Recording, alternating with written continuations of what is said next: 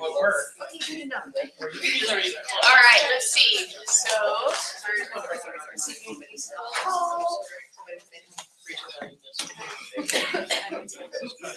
great.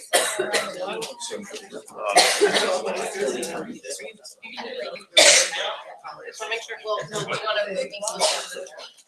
Yeah, it's like, yeah. So many not changes. I mean, I pretend that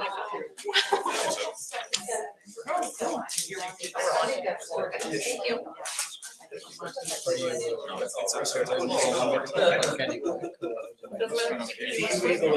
Yeah.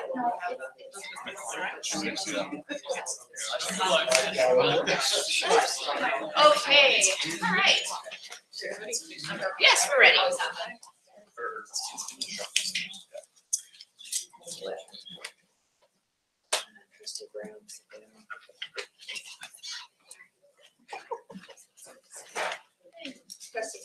Perfect.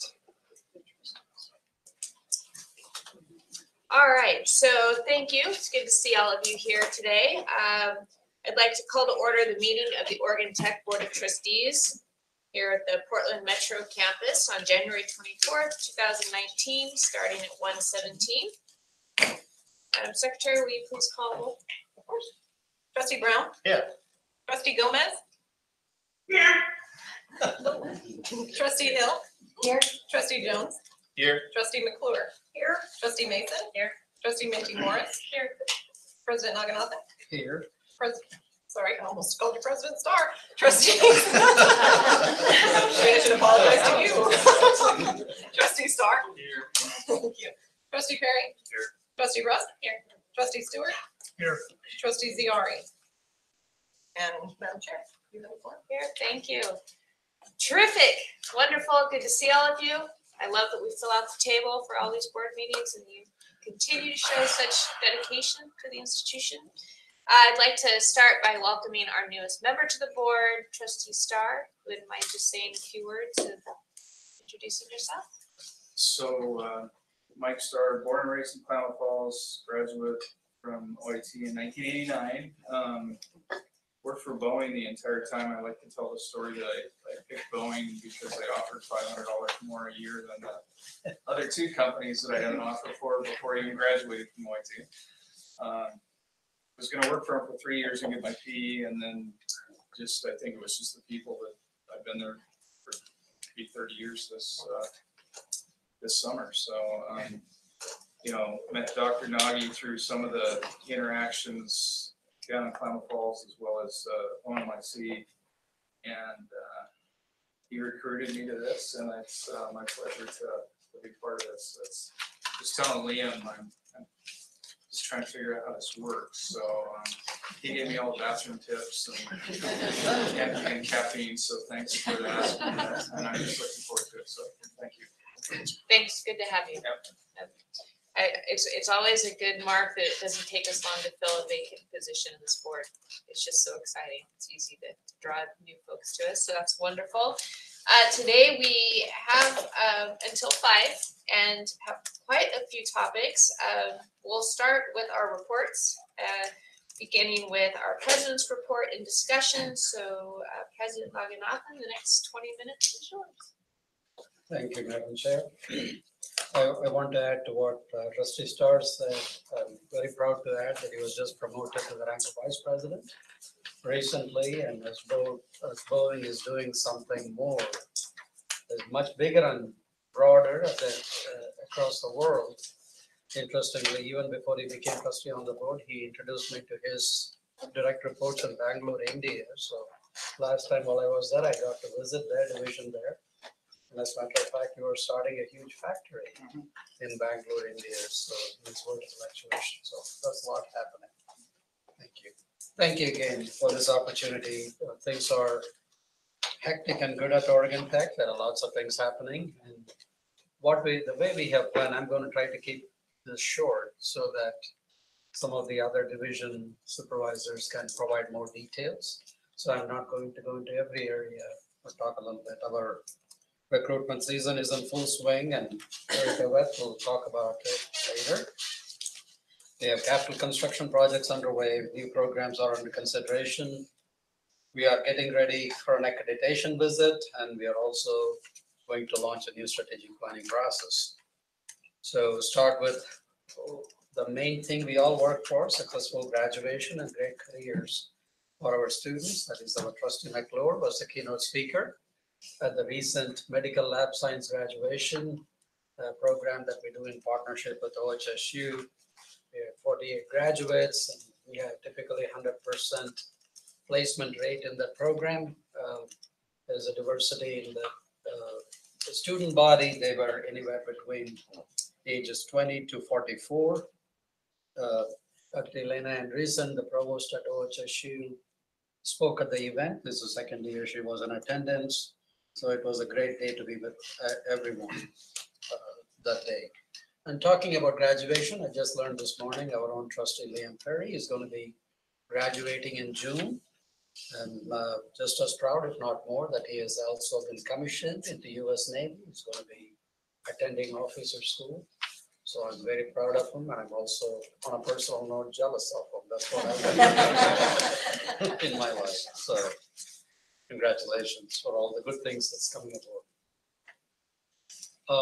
Over the summer retreat, we talked about opportunities for Oregon Tech to kind of reach out and attract students to come to Oregon Tech. One of the things that surprised me when I came on board is that only 5% of our student body is from Jackson County. We are that close to the population. There are several thousand students out there, but really we are not known in terms of the value proposition Oregon Tech offers. So here is an opportunity to work collaboratively with the Southern Oregon higher education institutions. So the presidents of KCC, Rogue Community College, and Southern Oregon, we executed the Southern Oregon Higher Education Consortium Memorandum of Understanding, which is going to allow transfers to be more easier, more effective, which will allow us to broadcast what we have to offer, more so in Medford area and so on, and likewise work collaboratively with our partners. So we are excited of the possibilities, and we will continue to keep you posted as good things come out of this. Very exciting initiative, as you all know. Oregon Tech has been able to be a part of bringing a new infrastructure to our Klamath Falls campus, the Center for Excellence in Engineering and Technology. We are working with TV Architects as a design lead. The vision programming and phase was completed during the last summer and early fall of 2018. Now that is, you see the new building that is going to be looking to the lake and sitting beautifully on that part of the campus. Construction is tentatively scheduled to start in midsummer 2019, with an early site work package September 19 and be substantially complete by early spring 2021. So we want to take advantage of the upcoming summer so we can get a quicker start and keep this going at a very good pace. And you'll be very impressed on the kind of collaborative conversations that have led to the design. A lot of people have been involved in kind of shaping what this place will look like. Early on, when I talked to the architects, I said, I want transparency and constructive collision.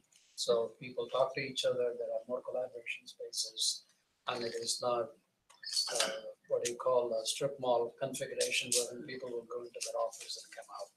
They will create more conversations in the new building. It's going to be business and industry friendly, so more things can happen between industry and Oregon Tech. The next one, we are very happy to show off the renovated Coronet building. This is phase 1A renovation, the East Wing. Interior renovation of East Wing is complete and back in use starting last fall. We are now working on the West Wing, and there will be a phase 2, which is exterior renovation, including new roof as well as new exterior finishes of new paint and new metal siding and trim. Some of that was completed already, or most of it. And we are going to have interior renovation starting, and this is scheduled for completion by December 2019. Athletics, a few things I'm very proud to say. Our women's cross-country team were the 2018 national champions. I had an opportunity to host a lunch for all these young ladies and their coach recently. And I learned they ran under some very trying weather conditions, still came to the top. So it's amazing. Each one of them is a serious student. It's amazing what they do between athletic as well as the academic expectations of them. Here are some of the other things, how the men's and women's teams are doing in various sports. We are also doing the gym's rehab, and the skin renovation has been completed. And we are going to be celebrating the new softball field. The John and Lois Stillwell softball stadium is going to be dedicated sometime in March. And it's really shaping up very nicely. And again, this could not have been done without the significant philanthropic support from John Stillwell. And certainly many people have been engaged in making it happen. And on November 18th, Trustee Jones, myself, Vice President Foley, and our athletic director, we all were in Kansas City to celebrate a very special event for Oregon Tech. Our own coach, Danny Miles, was inducted into the National Collegiate Basketball Hall of Fame in recognition of his 1,000 wins. So it was nice to see Oregon Tech discussed along with other legends from North Carolina and Duke and other places. So it was a great day wherein we got national exposure. And as part of it, ESPN also offered us, I think 2 or 3 30-second slots, a national advertisement for a throwaway price. So we got to get on national television and talk about Oregon Tech in those occasions. And as I mentioned, the softball field is going to be dedicated in March. It's a mixed blessing that we have run out of space in this building, so we have now leased additional spaces to offer our manufacturing lab in a close-by facility.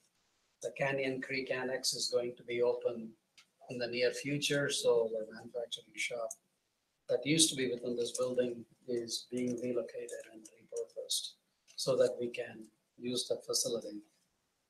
We also are going to be dedicating a laboratory in civil engineering for the Leach family.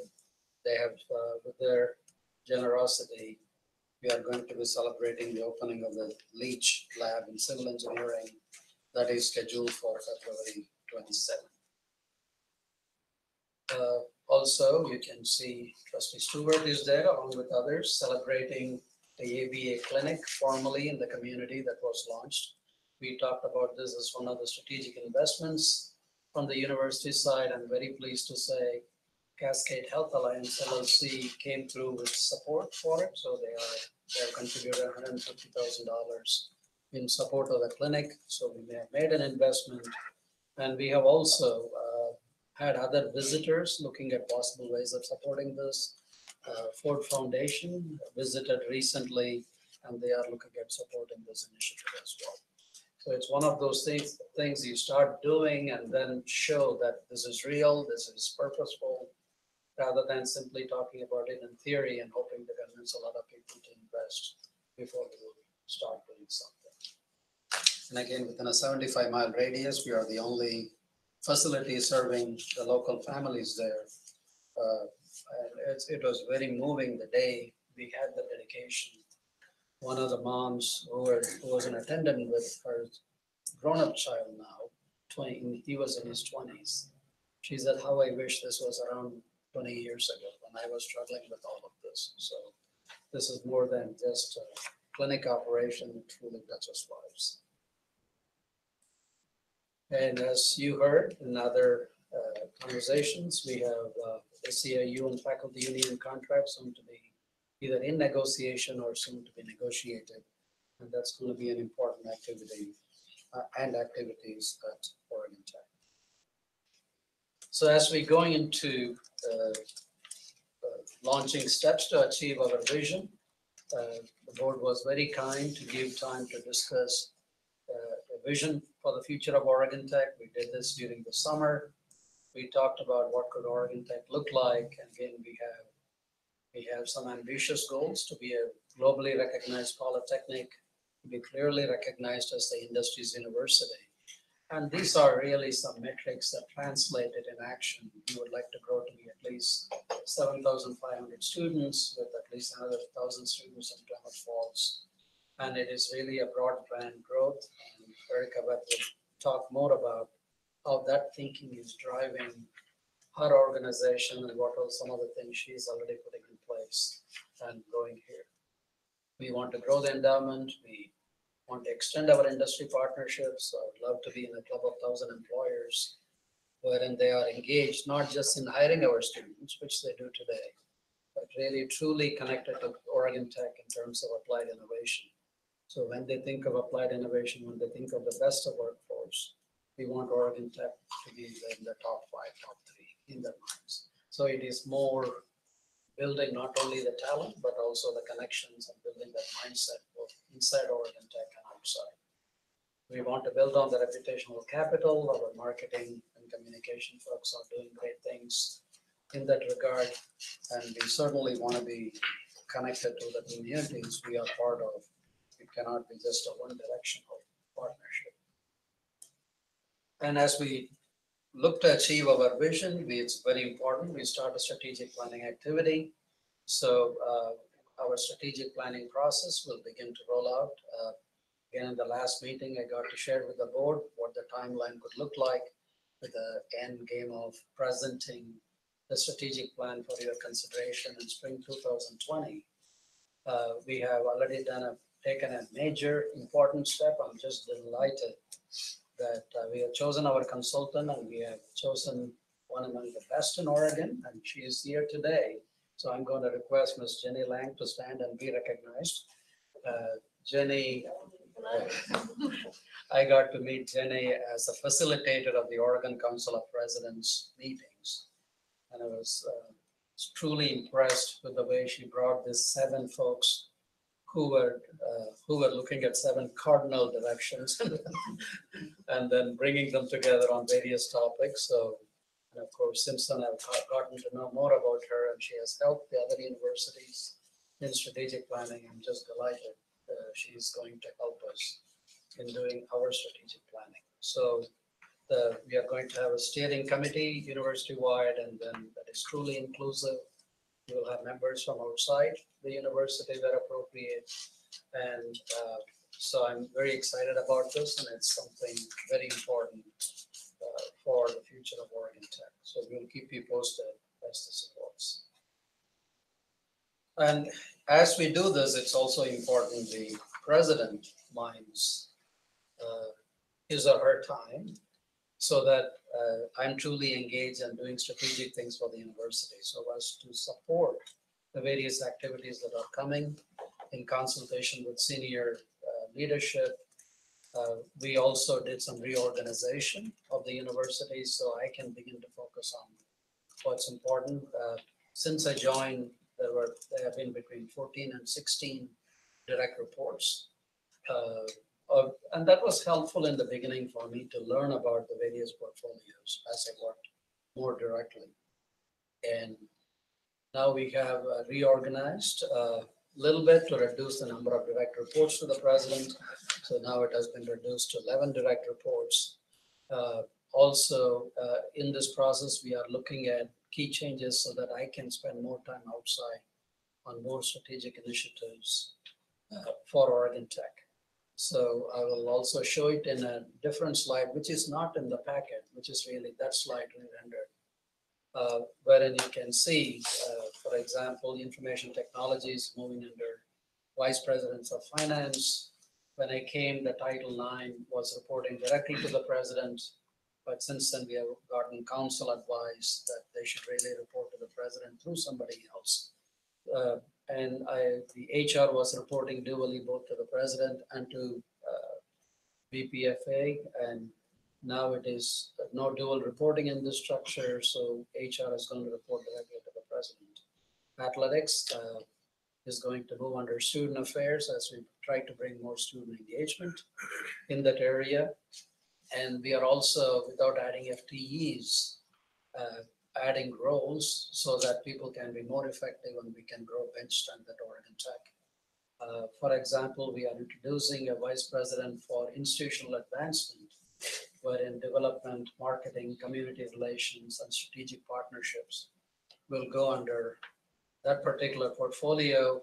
We are going to start a search for that position after we have made progress on some of the other important executive searches underway. And the divisions have been informed. Until that time, those divisions will report to me until we bring in a new VP for institutional advancement. And in order to manage cross-divisional projects and also to have this continued communication with the board, Sandra is going to serve as senior advisor to the president and the board secretary so that we can continue to execute the bigger projects, keep them moving, and deliver on a good timeline. So these are the three important executive searches underway. First of all, when Provost Gary Kulik is here and CAO Jim Jones are here, I want to thank both of them for the continued splendid service to Oregon Tech. For personal reasons, both of them are leaving on June 30th, but they were so kind to give a lot of lead time so we can plan the transition. So the provost search is just, those committees have just been formed. And we have Vice Provost Abdi Afshake, who is Associate Provost. He's here somewhere, I thought. Oh, there he is. He is chairing the Provost Search Committee. We have also invited, and the presidents were supportive, as for the provosts were enthusiastic from OHSU and Portland State University. They are going to be part of the Provost Search Committee here, in addition to our faculty and staff. For that search, we are going to use an external executive search firm, Parker Search Associates, who brought us a brilliant dean, Tom Kaiser. There he is. So they are the brilliant part, but okay. No pressure. So they are going to help us with the provost search so that we really have a strong outreach to the entire nation to get the good candidates. The Associate Vice President of Human Resources, Dave Groff, has kindly agreed to chair that committee. The Chief CIO Search, Erica Beth, has kindly agreed to chair that. And Vice President for Advancement will start, and John Davis, as a member of the Foundation Board, had also agreed to chair that search, but we haven't made enough progress on that one. Whereas the other three executive searches are beginning to start, or beginning to take place. As I mentioned, I'm not going to talk some of these other areas because you will hear separate presentations from each one of them. And I do want to mention in the area of development, as you know, at the time of the investiture, as part of the short-term action goals, we decided to make an intentional effort to structure advancement at Oregon Tech. How we will go about it, not just as connection process, but also a scientific process, so that we can put the mechanisms in place. And on the day of the investiture, we expanded the 2.75 million goal for that mini campaign to a 4 million campaign. I want to recognize Tracy and her staff. I'm very happy to report that we are within $200,000 to $250,000 of reaching that $4 million goal about 5 months ahead of schedule. So we have it until June, including a $100,000 gift that came 2 days ago in support of our MI medical imaging technology program. That's for equipment in that particular building. So, and I want to thank the deans for their support in identifying what the various programs need, and these things have been helpful, like the civil engineering laboratory, that is again for equipment, and civil engineering, that is the Leach lab. So several things are underway in that regard. So you will hear detailed presentations on each one of those areas a little later. So Because of that, I won't go into the detail. With that, Madam Chair, that concludes my presentation. I'll be happy to answer any questions. Great, thank you very much, President Naganathan. Just want to make a comment is that it's, I think it was very helpful to have everybody reporting to you when you first got here as you sorted out how things ran and what we were doing and where the opportunities are. So it's encouraging to see the reorganization with the spirit of empowering some of our other leaders to have some new ownership of new areas, simplify some things to free you up in some new areas that we need you to focus. And so I'm glad to see that you've added some clarity there too, fixing the reporting, and encouraged our secretary for the board is fantastic. And I always hate to share with anybody, but I recognize that you found a place that really draws on her strengths as well. So very supportive of the new role that she has. As long as we don't lose her. Or you and I are going to be on good terms. Yeah, thank you. All right. So with that, thank you very much. I appreciate you've set it up for the other reports. I'd like to move us to report 2.2 from ASOIT, and we have President Jonathan Nunez to join us. Thank you so much for coming today. Yeah, well, thank you for having me. So good afternoon, everyone. I'm Jonathan Nunez. I'm currently a junior/senior studying IT. I transferred in from PCC, and it's great to be here at Oregon Tech. To give a bit further background, I was able to intern at a large airline up in Seattle, and this summer I'll be interning at a big sportswear company in Beaverton. So I'm pretty excited about all that, and I want to thank all of you for making Oregon Tech what it is. Without you, I wouldn't have those opportunities. So thank you again. So getting into business. So as of late, ASOIT PM has approved two brand new clubs. We're going to have our own SAE chapter and our own psychology club for a total of 11 brand new clubs. Sorry, not brand new, but total of 11 clubs. And so far, we have just recently submitted an order for our study room tables to be updated and to be ADA compliant, because it's pretty important to be compliant with those types of needs. And in addition, we recently helped have a hand in the implementation of the Avenue C food market downstairs. So if you've been out in the commons, you'll see that beautiful setup.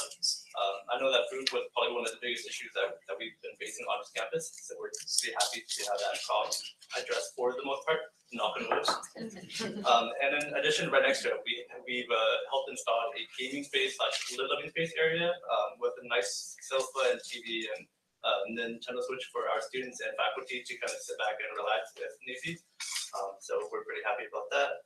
And then probably the most recent initiative that we're going to be launching soon would be the bookstore initiative. So we're going to start offering whatever kind of Falls has in their bookstore, and we're going to be selling merchandise here on campus. For me, before I joined ASOIT, when I got my first Oregon Tech sweatshirt, I was pretty excited to kind of represent like the school spirit up here in Portland. And I was hoping that with this initiative, with more students being able to have more accessibility to that merchandise, that it'll be a pretty great thing. And then in addition to all of that, we're also looking to promoting our food pantry. So I was able to reach out to my recent school, which is PCC, and they have a really successful food pantry program up there. So I was able to kind of take a tour of how they function and how they work and draw inspiration from that. And I'm looking to kind of implement some of that toward our food pantry up here. And then some of the further initiatives that we're looking to kind of address as the year goes by would be kind of to change the identity of our ASOIT office of it to make it not just for ASOIT, but for all of our students. And then to also look at the possible issues that our school may have, whether it be room access, software compatibility with some hardware, and then also kind of like looking for student discounts and local partnerships with surrounding organizations around our school. And then also to develop a professional closet for students who need clothes to go interviewing. And that's pretty much it for me. If there's any questions or comments, I'll be here to field them. Great. Thank you very much. Any questions or comments from the board?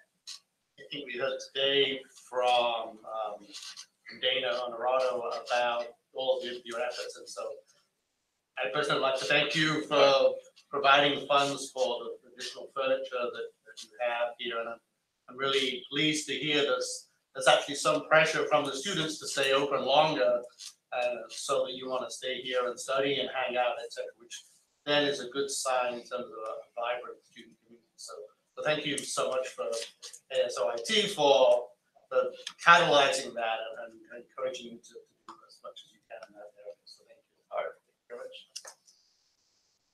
All right, thank you. Thank you so much.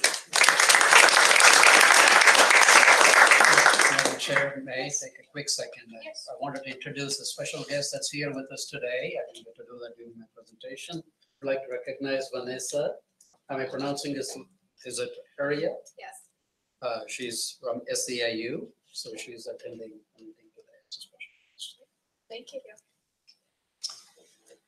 All right, moving on to item 2.3, we have our administrative council report from Chair Josh Jones. Let's join us. Thank you. Thank you. Good afternoon, members of the board. My name is Josh Jones. I've had the pleasure of serving on admin council for about 4 months in the role of vice chair, and recently moved into the role of chair upon the resignation of my colleague Sandy and HR from admin council. So you'll be seeing more of me when you're up here, I suppose, and you'll be hearing from my colleague Lindsay Davis in Klamath Falls when you meet down south. We have focused largely on Spirit Week in the last 2 months since we've reported to you. I'm really excited about Spirit Week this year. We're focusing on community engagement. Our theme is Owls on the Town. So that includes a hashtag photo competition on social media. We've built partnerships with about 20 community partners down in Klamath Falls who agreed to support Spirit Week in one way or another, whether that's by offering discounts or extended happy hour deals or gift cards or prizes for students who are engaging in Spirit Week. We're challenging students to wear their Oregon Tech gear around town in Klamath Falls especially, and to visit those businesses who are kind enough to partner with us. I'd like to thank Di and her team for creating marketing materials that those businesses can hang in their windows. Folks are going to be displaying Oregon Tech logo and on a poster that reads "We support Oregon Tech Spirit Week," so that students can more easily recognize those businesses that they should be engaging with. So we're excited about that. As part of that Owls on the Town challenge, students are going to be taking photos of themselves in Klamath Falls, doing the things that they enjoy, and we'll be awarding prizes daily during Spirit Week to those students by pulling from the hashtags used on social media. So we've moved away from the tradition of door decorations and campus beautification, I guess, into more of a community engagement model. That being said, I think there are some other departments who are doing other Spirit Week activities outside of what admin council has planned. So I'm sure that your hallways will still be pretty. At least that is my hope. We're also hosting daily activities for Spirit Week. For example, on Monday in Klamath Falls, we're going to have a UAV Owl Ussie. And Ussie is just a cute name for selfie when it's a large group. So a large group of students led by RAs, student organizations, groups that we as admin council are partnering with to get the word out. We'll be going to the fountain at noon on Monday, February 11th, I think, to take a large-scale UAV photo. And that will serve as a really good opportunity to kick off our Owls on the Town challenge. You should trademark that. That's not already. I pitched so many. I pitched hashtag We're So Fly. I thought that was clever. I pitched Owls playing Klamath Falls, but that one didn't work. But I am really excited to get our students engaged in the community of Klamath Falls. I work up on this campus and have been collaborating with some folks up here, including Campus Life, to find what Spirit Week needs to mean for this campus to be effective as well. And we've decided to stick kind of on theme with engaging activities for our students. We're gonna have, if Fong is kind enough to agree, ping pong with Fong as an activity, a ping pong tournament here. A chili cook-off, which mirrors an activity that we're doing down in Klamath Falls. Love Oregon Tech activity, making cookies and buying gear on Valentine's Day, appropriately enough. So I am excited to get students engaged with the community, and I think I focus largely on student benefit from that engagement. We're also having daily a sock drive so that students can give back to the community while they're having a good time and exploring. Thank you for inviting me to get there. I appreciate it. And I'm happy to answer any questions you may have. Any questions from the board? Sounds like a great, I wish I could just participate in all of it. Sounds like fun. Thank you so much. My pleasure. Thank you.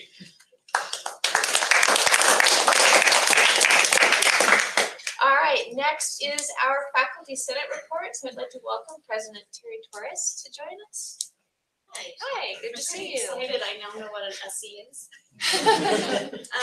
So I speak as faculty president for the approximately 180 faculty members on multiple campuses. And a lot of wonderful things are going on at Oregon Tech. And the Faculty Senate is evolving this year and will continue to evolve for the next few years with the introduction of the union. And some of the committees are currently working on this transition, and we're trying to clean up our policies to prepare for the transition. One of the issues I would like the board to consider and guide administration with is the direction with what I call org chart and responsibilities associated. Because as I just listened to President Nagi's presentation, I see that it's starting to get cleaned up. But we as faculty are unaware of what responsibilities are associated with these positions, and just some clarity is needed. And this is true on both campuses. For example, we are supposedly following the strong dean model. However, we aren't certain what that now entails. And the deans have associate deans, but again, what are the duties of these positions? If a faculty member needs an answer or a decision to be made, it's unclear who is actually responsible for that decision. This also leads me to the next concern that faculty are voicing, and this concerns the board direction for growth. Although we understand the need for growth, it is clearly understandable. All Oregon universities are trying to grow. However, as a stats professor, I will tell you that the number of college-age students is less today than it has been in the past, and there's no sign of this number increasing in the future. So it is felt that growing simply to increase revenue will have negative impact on our brand. Currently, we have strong numbers for our brand and for our salary and placement of our students. Outside of growth, we'd like to know, what is the board's vision for the university? By that I mean, what should faculty be doing outside of direct marketing and enrollment growth to move the university forward? There hasn't been clear direction about what is expected. Is it publishing, outreach, or research? When we ask, the answer is yes, all of those. Anything that increases brand awareness and capital.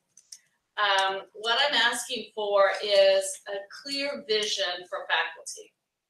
And I would imagine that this would go from the board to administration and then to the faculty.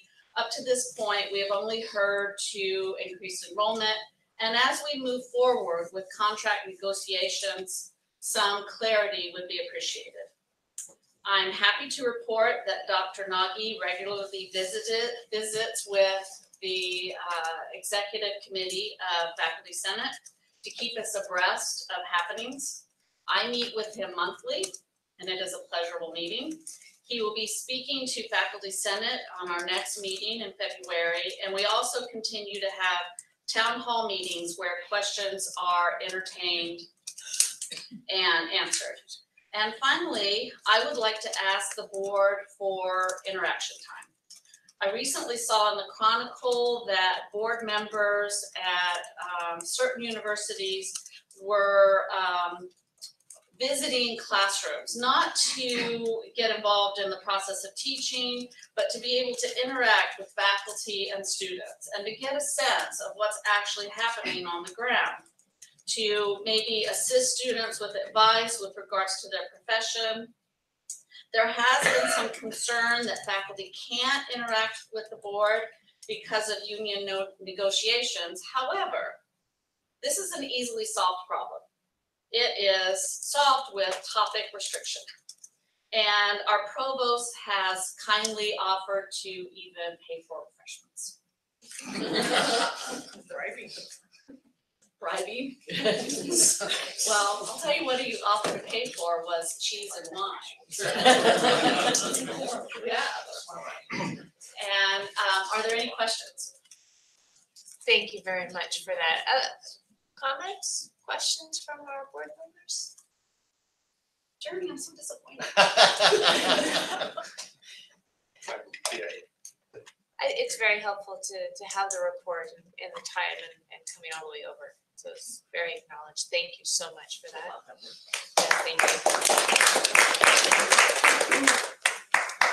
Okay, moving on to item 2.5, we have our OMIC report. Director Craig Campbell, welcome. Thank you everyone for letting me come and present before you today. My name is Craig Campbell. I'm the Executive Director out at OMIC Research and Development.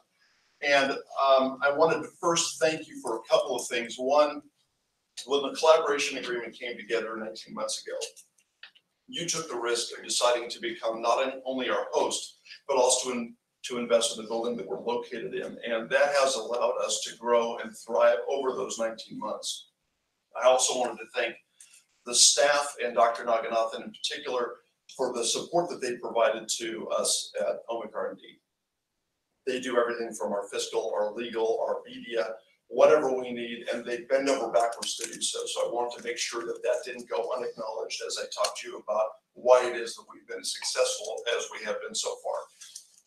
We started with a total of 10 different members to the collaboration. 7 of them were industry members, 3 of them are our academic partners, including Oregon Tech. Since that time, we've now, as of last week, we've grown to 25 members. I anticipate in the next 2 months, we'll be adding 4 more members. And by the time we round out the year, we will probably be roughly 3 times the size that we started with. Those investments, those partnerships bring dollars and equipment to OMIC that allow us to do applied research for our industry partners. And as of this moment, we currently have 8 active general projects. We've completed 3. We also have 5 specific projects, and this is starting from what essentially was an empty pipeline about 9 months ago, which speaks to 2 things. One is we've learned from the process that we have to go through to make sure that we're able to provide research and development that is meaningful for our members. And over those months, we've been able to put equipment and people in place out at OMIC that allow us to do the research that our industry partners need. And it has to be applied research. They identify what the problem is, we match them up with our academic partners, and our academic partners help us find those applied solutions. Anything that allows them to do something that's better, faster, greener, or less expensively. We have a phenomenal team out there. We have now 6 employees. We just added 2 more employees. They're machine operator programmers so that we are much more robust on the ground. And we have our first full on-site research project going on. And we're very excited to say that we also were able to tap into the DeArmond Fellows, the 5 fellows that were able to get full ride scholarships to Oregon Tech. And as freshmen, They are participating by doing microscopy and edge wear analysis on cutting tools, which is, I think, a fairly unique experience for freshmen in college. We have a total investment now of about $2 million for those research projects. A little over $1 million a year is coming in from our members in cash. We have about $4.7 million in equipment and tools that have been donated to us. And we're constantly going through the process of renovating the facility so that it is able to provide the cutting edge world-class research that we know that you expect of us and that our members expect from us. We are having a wealth of opportunities to grow and do a number of different things. The three areas that we're focusing on right now is on a tool making and inspection center of excellence. We'll have capacity at on site very shortly to do design, prototyping, manufacturing, and inspection of tools for our members. We're also developing a gear making center of excellence, which is critically important for our aerospace partners who use a lot of gears. And as technologies develop, those gears have to adapt to that new technology. And we're able to bring to the table technologies through two of our partners, WFL, who has provided the mill turn, and also one of our tool manufacturers, Sandvik Cormorant. Those two companies are providing a way that we can use a mill turn process to create gears, which, if you were at Boeing, makes you very, very excited. And if you don't know what it is, just ask the people at Boeing, they'll tell you why they're so excited about it. The other area that we're working on in conjunction with one of our partners, Daimler, is a rapid tool making center of excellence. That's probably going to be a couple of years in the future and will probably involve them helping us get another facility to do the specific work there. But it's capturing injection molding and additive manufacturing to provide more options to those who use that type of technology so that they're not relying upon very expensive, long lead time tool molds for something that they only need to do 50 to 100 runs on. They're designed for 50,000 to 500,000 runs, and that's just wasted money for them. So we're very excited about what that's going to do for us by way of opportunities for new membership. The greatest thing we have going for us right now is because of the breadth of members, our ability to collaborate across the industry to find unique ways of solving problems that may exist in one place based upon the experience that's not specifically related, but is existing in another place. And allowing them to talk together to find a solution has been a pretty exciting opportunity.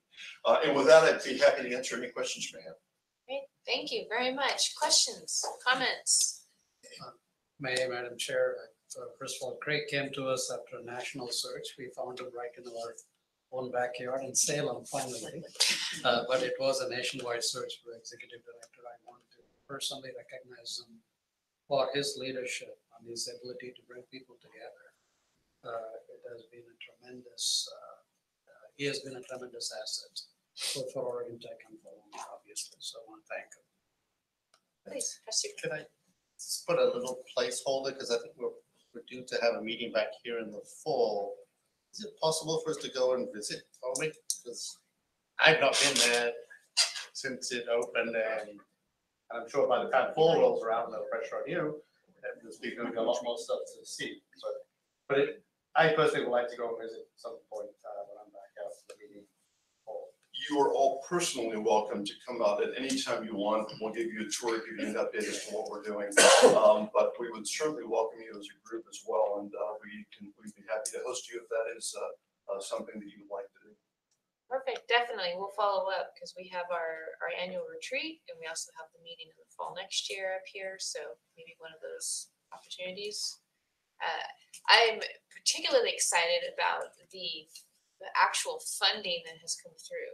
So not to gloss over that at all. That's from what people said they might do to hearing that those dollars are flowing and contributions are being made and students are now getting experiences. I can say when we stepped out there to help purchase this building, that was, you know, the other big institutions had stepped back and said, go right ahead, Oregon Tech. So, you know, we were a new board, I was a new chair. So I'm just, you know, fast forward to what you just did, you know, fantastic. So I just want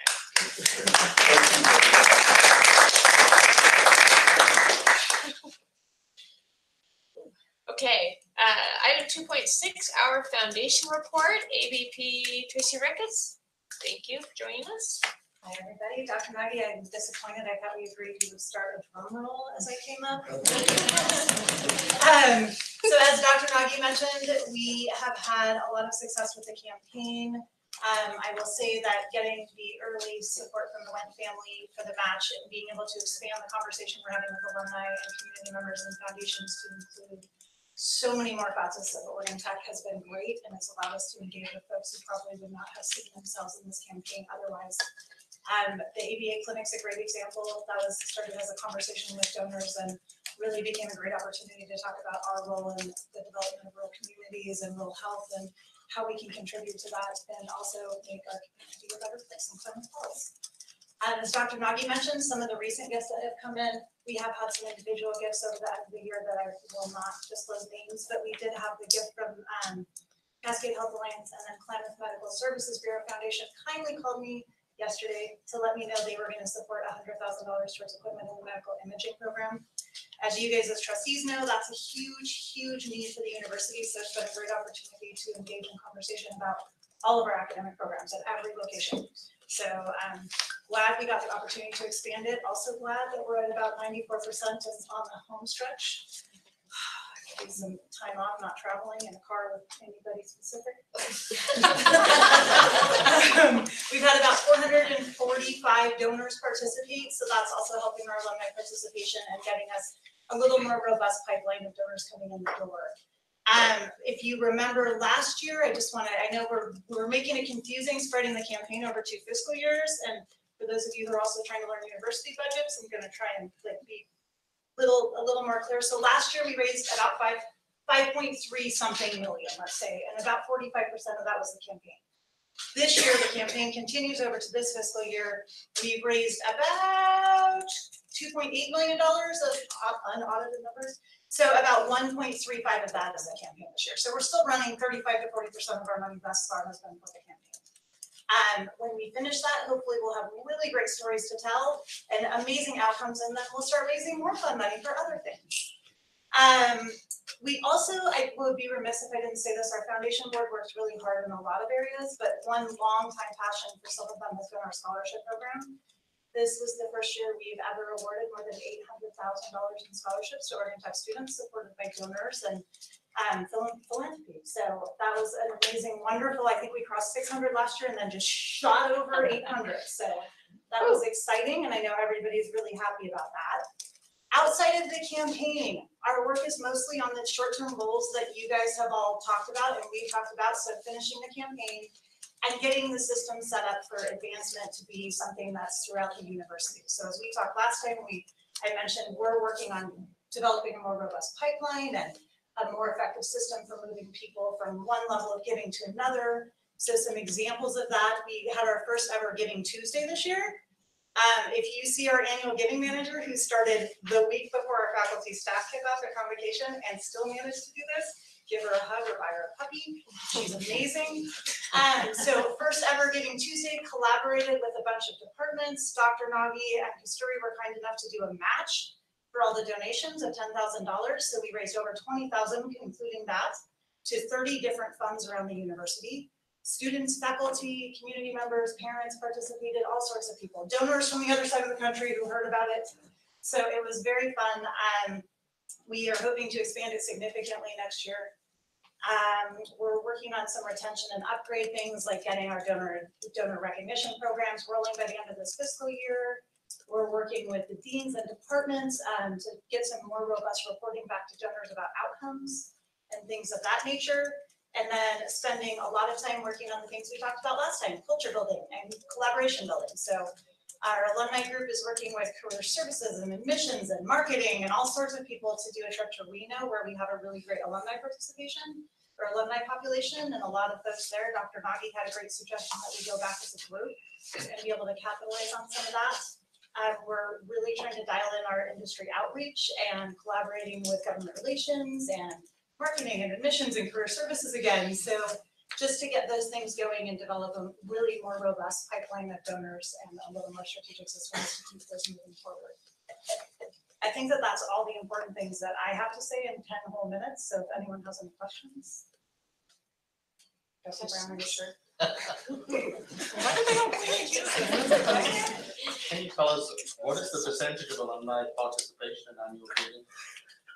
So it has been between 4.5% and 5%, and so we're really working on that. We're about even with last year, which is, it's harder, obviously, with the fiscal year. So our new annual giving manager has a more robust background in annual giving, and I'm hoping that between her and our alumni relations manager, we'll be able to work out some more ways to creatively increase that number. What percentage of alumni do you have in your database?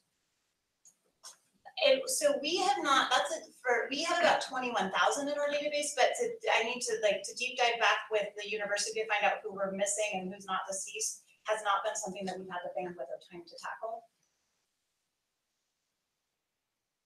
Tracy talked about the resources that are coming into the university as part of advancement. I also want to recognize our faculty and staff for what they did recently in the United Way campaign.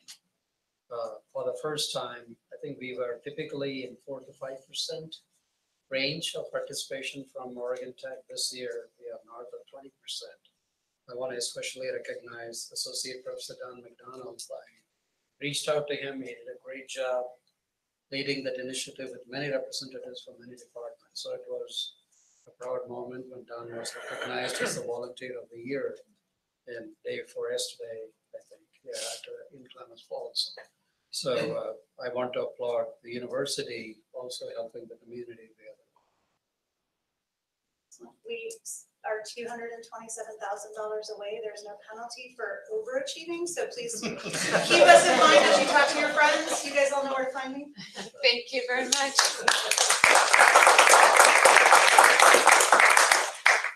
Item 2.7, we have our legislative report. AVP Brittany Miles is here to join us. I'm so glad there's been applause after all of the presentations. I don't know if the news I have to share will warrant applause, but we'll give it a shot. I have a slide deck, but for those that don't know, I'm Brittany Miles. I'm the AVP of Government Relations. And I'm here to give you a brief update on what is currently happening in our state legislature. We just started the session officially on Tuesday, but Dr. Nagy and his colleagues from the other public universities have been working hard on this year's budget since about May, I would say. And just as a reminder for this group, Oregon Tech receives its operating dollars from the state through one line item appropriation from the state, and it has all the public universities in it, and that is called the Public University Support Fund. So in Salem, we lobby advocate as a group of 7 universities collectively to talk about the importance of public education in the state of Oregon, and we each play a role in that. But that's why you'll see all of those great faces. Trustee Gomez was also at that particular meeting, but she's not pictured there, I don't think. But that's sort of this group. These photos kind of represent that the solidarity there are among the 7 universities in this undertaking that started out last May, but will end sometime 7 to 9 months from now. So these are the legislative priorities for Oregon Tech. Like I said, operating dollars are the most important thing that we'll be focusing on these next 7 to 9 months. Operating dollars from the state represent about 40% of Oregon Tech's budget, overall budget, so it's incredibly important to the institution. We also have a capital ask as well as sports lottery. I'm happy to announce, I'm not sure if this board knows or not, but we were successful in getting continuing funding for the Oregon Renewable Energy Center. It had been in statute for since about the nineties, and we had really fought hard to get actual funding for it. One of the things Dr. Nagy really worked hard on with his presidential colleagues in the interim was making sure that the Oregon Renewable Energy Center is recognized as a state program along with the other universities who also receive money through that line item in the state budget, which is separate from operating dollars. So that it is a smaller amount of money. We can work in the future to increase that number as we understand our vision for the Oregon Renewable Energy Center, but it's a significant success in that it is predictable funding. And so we know it's going to be there. We can leverage federal dollars, private money, because we know that that state appropriation won't be there. Next slide. So I'm going to walk you through a little bit of the timeline of the budgeting process. Earlier in the day, the F&A committee got a brief summary of this timeline. And I want to talk to the board a little bit about how there's a little bit less predictability than there normally is. You'll be making a decision this afternoon, I believe, around the tuition timeline and when you guys are going to take up the tuition setting process. So this is some good context for this board to understand the why of perhaps pushing the tuition setting conversation back. Normally, Oregon Tech sets its tuition setting process based on the governor's recommended budget that comes out sometime in November and December. This year, the governor presented two budget scenarios. One budget scenario is this number, which represents flat funding for all 7 public universities. This has some pretty serious consequences if this was the final number for Oregon Tech. It would represent a very large deficit in our funding due to the cost drivers that we all experience. The second budget that the governor presented was an affordability budget. This would allow all 7 public universities to keep their tuition at or below, tuition increases at or below 5%. So those are pretty big disparities in terms of the numbers. The issue we're having, that the tuition setting committee is having in terms of taking those numbers and deciding what that means for Oregon Tech students is that there's a lot of uncertainty over here for what that final number is going to be. Because the governor sets her priorities, and then really the hard budget work of getting enough numbers to pass a budget lies with the legislature. And so we're not getting a lot of signals from the legislature at this point about what their thinking is on where they are between these two pretty different numbers that the governor put forward. And so we will have a little bit more predictability when the co-chairs release their budget. The co-chairs are the Ways and Means co-chairs who help leadership write the budget, and that will be released around February and March. So that will be one helpful indication to signal what the legislature thinks about the governor's numbers. And so you'll, again, later be having a discussion around what that means for tuition setting at Oregon Tech. The other important factor in why it's a particularly unpredictable time in Oregon is that most likely whatever revenue package the state legislature passes, which would make this number a lot more possible, or something close to this number that we like a lot better possible. That revenue package, which would be tax increases, would most likely go to the ballot in January, and the voters would decide. So that means, yes, in June, the legislature passes a revenue package that, let's say it's $2 billion more revenue for the state. However, the voters, if they decided that they didn't like that revenue package, could vote it down. And next February, we would have to go back into the session and make some adjustments to the budget. So, yes. Thank you for laying it out very clearly, helpful. Perhaps at one of the next two board meetings, we could also have a little more time set aside to talk about alternative funding sources. We've talked about federal opportunities. We now have some base funding on the Renewable Energy Center. How do we start to grow more? I mean, I know we already are, but how can we grow more ways to fund this institution so that we become less reliant on this in the future?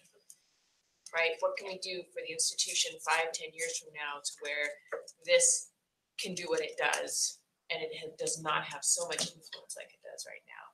Other board members interested in having a broader conversation at a future meeting on this? Okay. That's my request. I think this is great and we're doing everything we can and we should.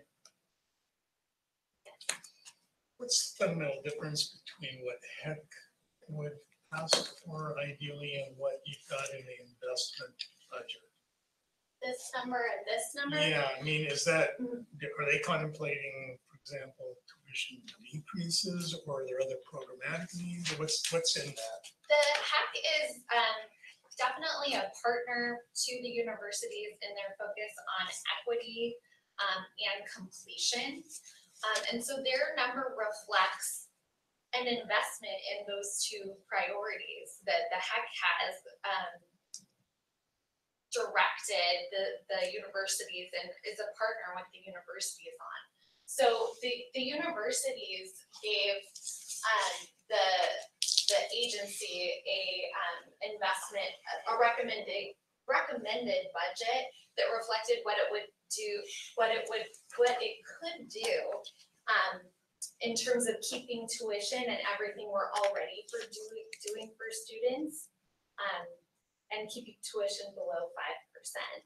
And the HEC said, we want the universities to do more. We want them to invest more in advising and student services and recruiting underserved students. So we're gonna actually recommend they get funded more, which we completely agree with. So yeah, that's the difference between those two. One other thing that I'll mention, having some of the HEC conversations, that they are trying to incent the institutions to ensure that we can serve this growing parts of our state, different where English is a second language, or there's other challenges some of our populations face for first generation in college. And I believe in their actions, they're trying to send a strong message that not only do we want to do that, but they feel there's resources needed to support those students. And of course, we've taken steps with our Hispanic cultural and other things, but we really could benefit from more dollars to really serve those student populations. So it's encouraging to see the HEC shooting from above just the bare minimum. Yeah, they should be doing that for us. I agree. Can you educate me on where we are as a state with respect to K-12 funding and the CCSF and the pre-community college initiative from the last 5 years? Okay, so let's see.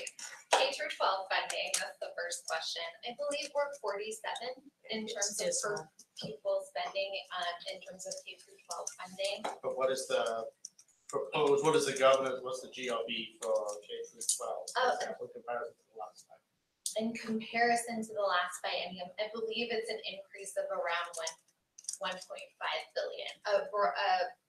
The largest chunk of the revenue package would go to K-12. Continuing to support the new programs in the school for CTE. Even without the revenue package, isn't there a 9 to 10% increase or something like that? That's right. So, the governor in her first scenario where she didn't account for any new revenue, flat funded the universities, we would not get any more money. but K through 12 in her first budget scenario would have an increase to K through 12 to the tune of about 9%, yes.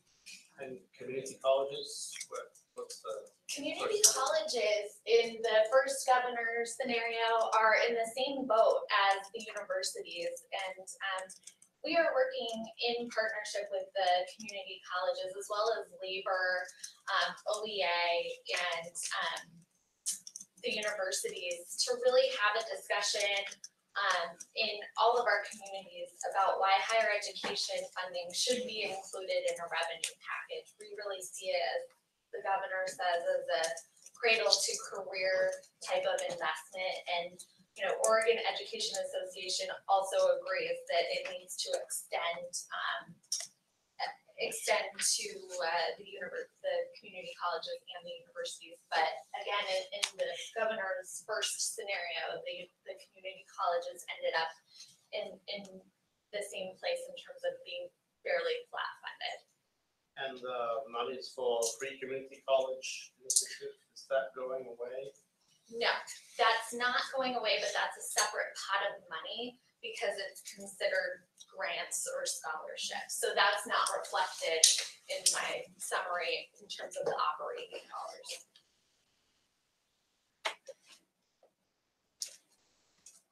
All right. Okay, thank you very much, Brittany.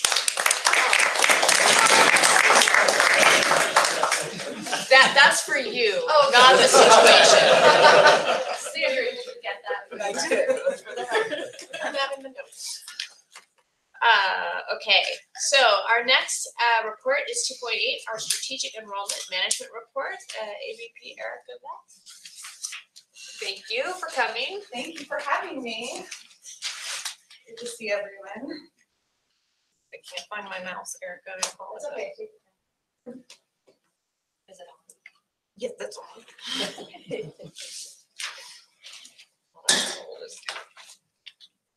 There's my mouse. That's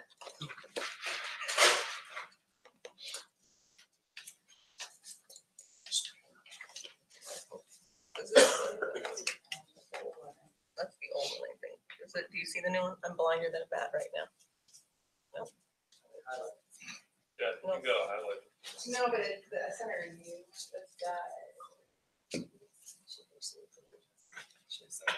oh, that's it. 120. That's it, 111. It's okay. It's just data. I just updated data last night, so you've had the most recent numbers. So Great. that's really the only difference. It should be good. Is there a You want the clicker? or yeah?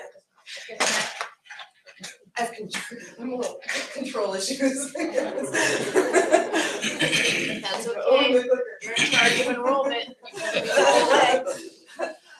Okay, thank you all for having me today. I thought I'd give you an update on what we're doing for fall 19, which is always our big enrollment push.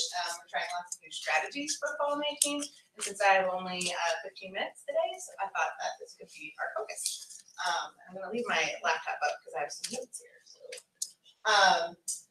So this is the old one, but that's okay. I will say the new data.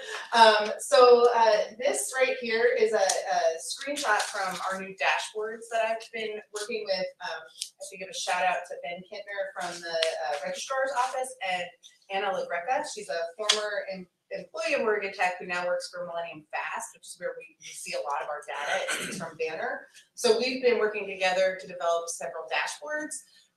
This is, and I'll show you a few more screenshots, but we have 2 that are enrollment trends for applicant and admission trends, 2 that are current enrollment, and the next 2 will be retention and then financial aid. So that's exciting, and we are still working out the data governance piece, but I've been working with the deans on this, and yeah, so we have numbers accessible. So here is this is last week. We are currently actually at 1,490 total applications. So this is in just 1 week. We are already seeing an uptick.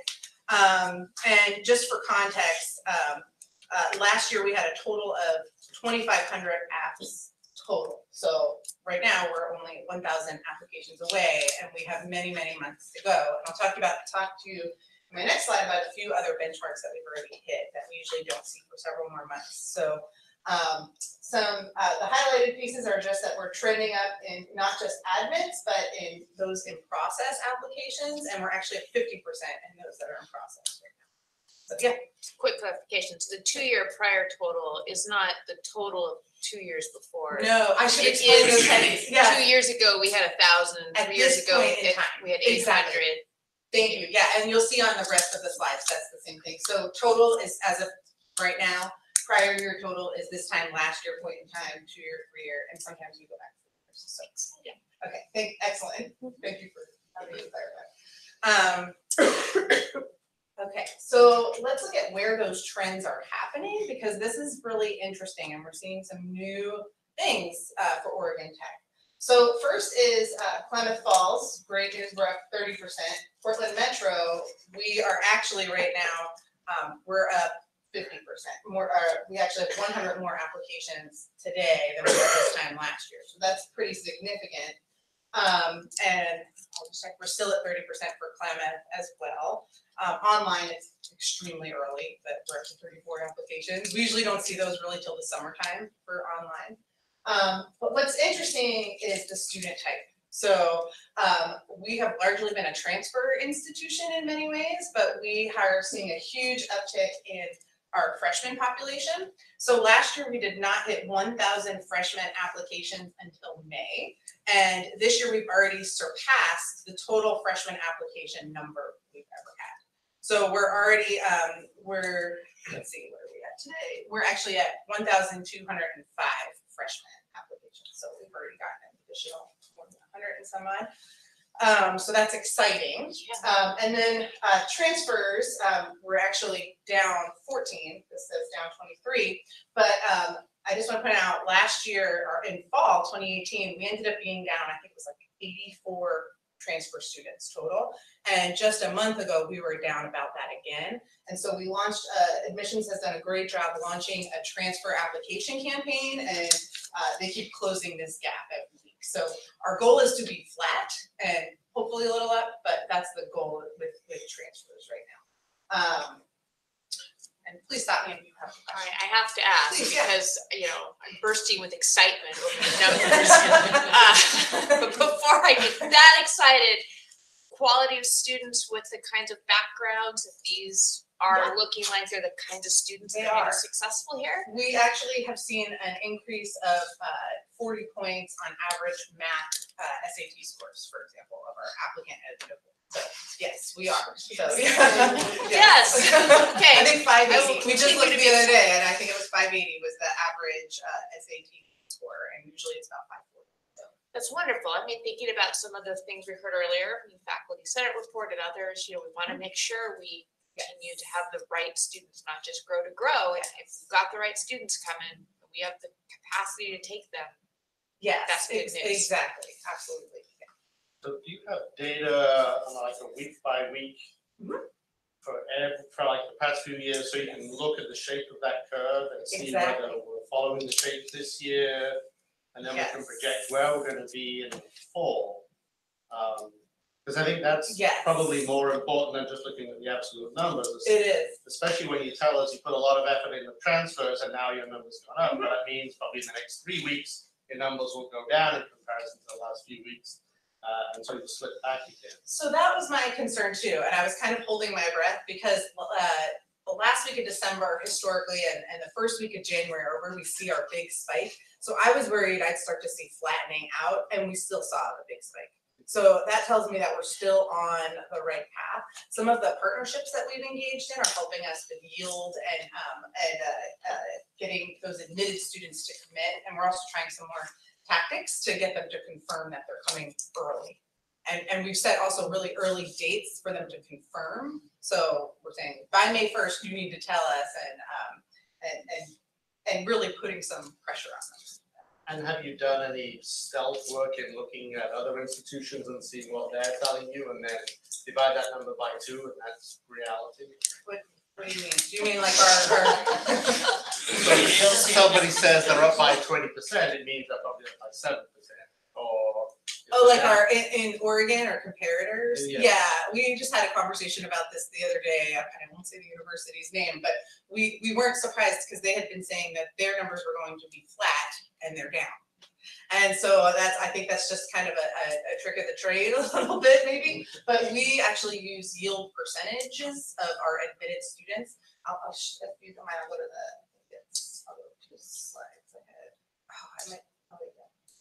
Okay, this one I'll just quickly show you. Over here, these numbers, we historically have had an average of about 50%, 43 in Klamath and 67% of admitted students in Portland Metro, they come. And since we've cast a much wider net with our strategy, we're really going, this is low projections, or an 11% increase of new students. So we're trying to be like safe and cautious and really on the low side. I didn't even want to put up the mid and the high. How about that? It's better to aim for this. So our goal is, we said at the last board meeting, I think Brian said 95 new students would make the investment into enrollment management worthwhile. And so our low end projection is actually 96. So it works out. Yeah. So the other thing that we're moving away from doing, and that I keep encouraging my direct reports to do, is not always look to our in-state institution to see what they're doing. Let's look at them, but also look at the national landscape of marketing, recruitment, different best practices, and see how they're projecting yield, what strategies they're using. So yeah, I mean, as a Northwest Polytechnic school, yes, we serve Oregon. Yes, we also have a responsibility to serving the entire country with what we bring to this side. And exactly. we should be open to those students. So it's good. Yeah, 100%. And actually, to Terry's point before about we have declining numbers of possible high school students, right? That's totally true in Oregon, but that's why we're building bases in the Midwest right now, where we know that high school enrollments are planning to grow in the next decade. Right. So we're right now establishing lots of relationships there.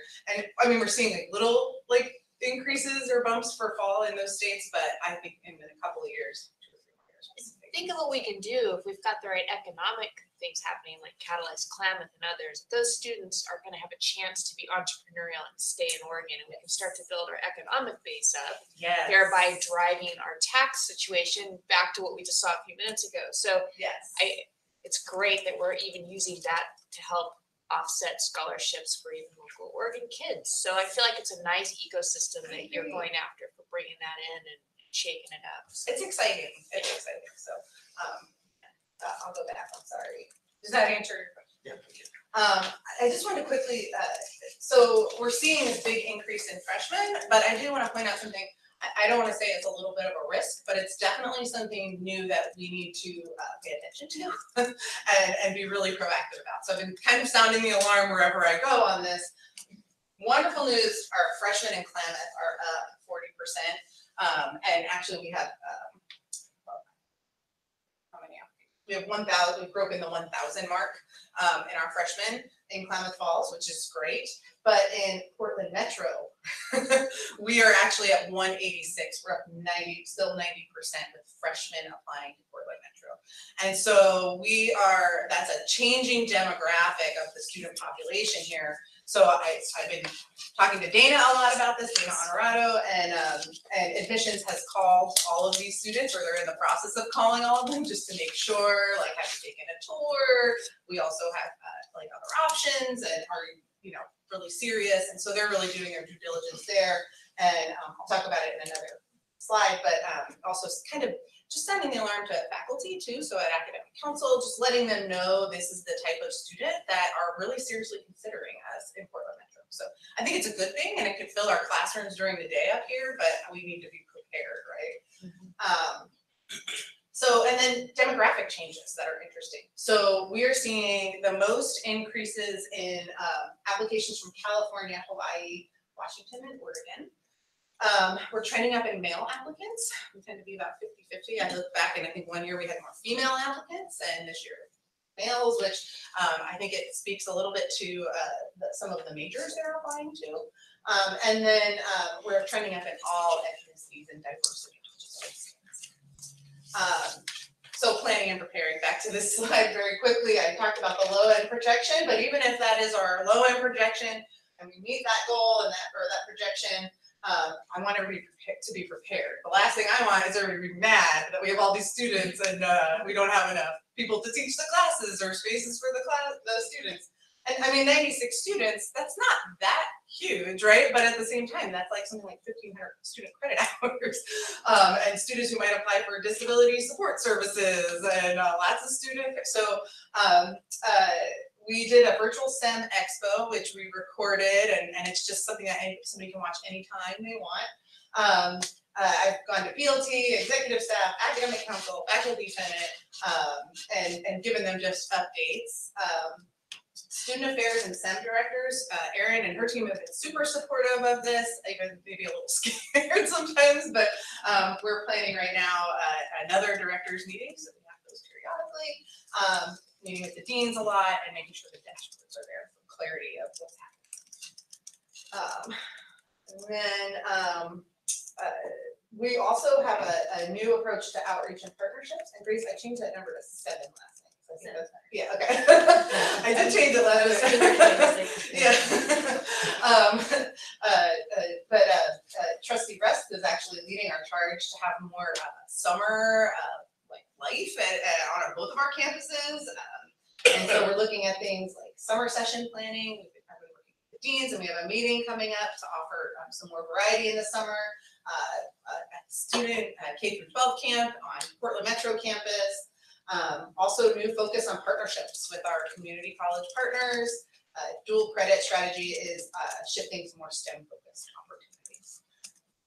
And then I just want to give a shout out to James McPherson. He's the other McPherson brother. So Joel McPherson is our director of marketing. His brother James actually supports marketing for enrollment management with print collateral and swag and any expos or outreach that we're doing.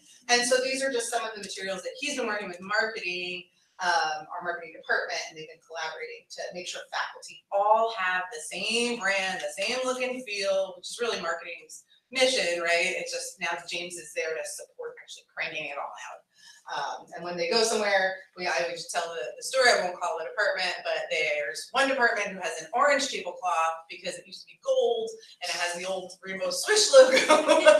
So we're making sure that everyone has the appropriate materials so that we all look like we have our act together. That's it. Any additional questions? It's great. Questions? Erica, you want to talk about, last fall, we saw a decline in dual credit, but your team predicted it's because of the teacher preference, and you have reason to believe your crystal ball has proved right? Trustee Rex is probably much better equipped to talk about this since this is the program. But yes, they did, and also maybe I'll just start by saying, yes, they did say there was a preference for winter term enrollment, and they kept saying, don't worry, we'll be up in winter. And I was nervous as the numbers did this, but they're up. So And we just got the report from Farouk on Monday, and we are significantly up for winter term. Nice. 454 students. So want to And not that new registration. So I wanted think- to- go ahead, please. No, I was just saying, I think we have like 2 additional regular students, non-high school students for winter term, so, but still, I so sorry. also want to recognize Trustee Russ. She partnered with Portland State and Oh, yes. you have now a big grant that supports the Girls Got STEM initiative. $54,000 grant from National Transportation Center Institute. Great. Nice job. Yeah, exciting. In your projections, you take into account those programs which have a cap to them. So if you get 400 more applicants in nursing, that really doesn't mean so much. Right, and actually we exclude nursing from these numbers. We can look at them different ways, but those are excluding nursing. But yes, we do that, and we are actually looking at ways that we can do a better job with all of those applicants to the pre-programs and how we can make sure they're like super set up for a different program if they don't get in. So yeah, we do absolutely do that. It seems like, given the trajectory of this, and the fact these students are qualified, that's hugely reassuring. We're entering an opportunity in the next 6 to 12 months to identify where we want to make investments to broaden programs, where we get a bottleneck. So to the extent, especially we look at economic need and vacancies and jobs, Yes. if we need more equipment to double the number of students and we have those applications, I'd rather know ahead enough so we can invest some funds rather than turn them away.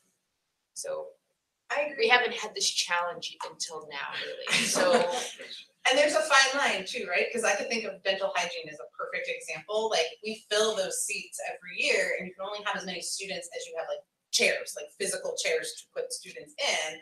But if we buy more chairs, we might increase enrollment, but then 2 years from now, we might have saturated the market. So it's like a dance, right? Like we have to make sure there's enough demand to buy more chairs to put more students in. So the program mix is very important. yeah, so I'd imagine there's a conversation between what you're seeing with provosts, with the president, with faculty on, what can we do with this opportunity that you're essentially serving up through this?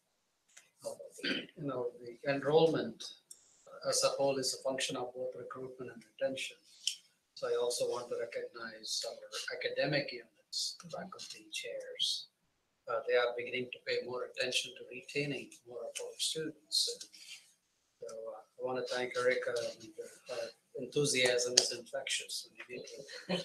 So it's a pleasure to work with her. So thank you, Erica. Always a pleasure. Thank you very much. Thank you. All right, so we are officially ahead of schedule on section 2.9. So we're gonna read out from our academic quality and student success committee report. Trustee Brown, do you mind walking us through? Sure, I'm happy to put us back on schedule. No. We had a very full agenda this morning, and one of the outcomes is on our consent agenda for later on, which is approval of the cybersecurity degree and sending that forward to HEC. It's already been for a brief discussion at the Provost Council, and we've got good feedback from that, and also some interest from other institutions with respect to potential collaborations. And so we're looking to move that forward. It's been an interesting discussion because the balance of the program is focusing not just on technical skills, but also the soft skills that students will need to be successful, not just in their first career, but their second and third position within the cybersecurity field. So that's great to have that discussion. In the Provost's update, he talked a little bit about the doctorate in physical therapy program. It's been interesting to talk about advances in that program because we've not done that in a while. But we are pleased that there was funding allocated to hire a program director to move that proposal forward. It'll be about 6 months before we present it to the accrediting body. We still have interest from OHSU in helping us with that program. However, in the meantime, we've seen some other people start to occupy the space that we believe that we had to ourselves in the DPT field. OSU Cascades has already hired a program director, and now they're about 6 to 9 months ahead of us. But their focus is on a slightly different area within physical therapy, more on the athletic side rather than the rural health side.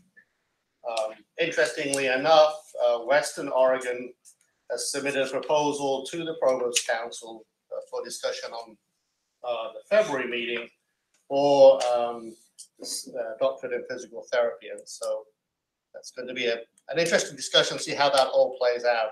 And then there's a little contretemps between myself and the Provost with respect to colonialism, the British and the French perspective.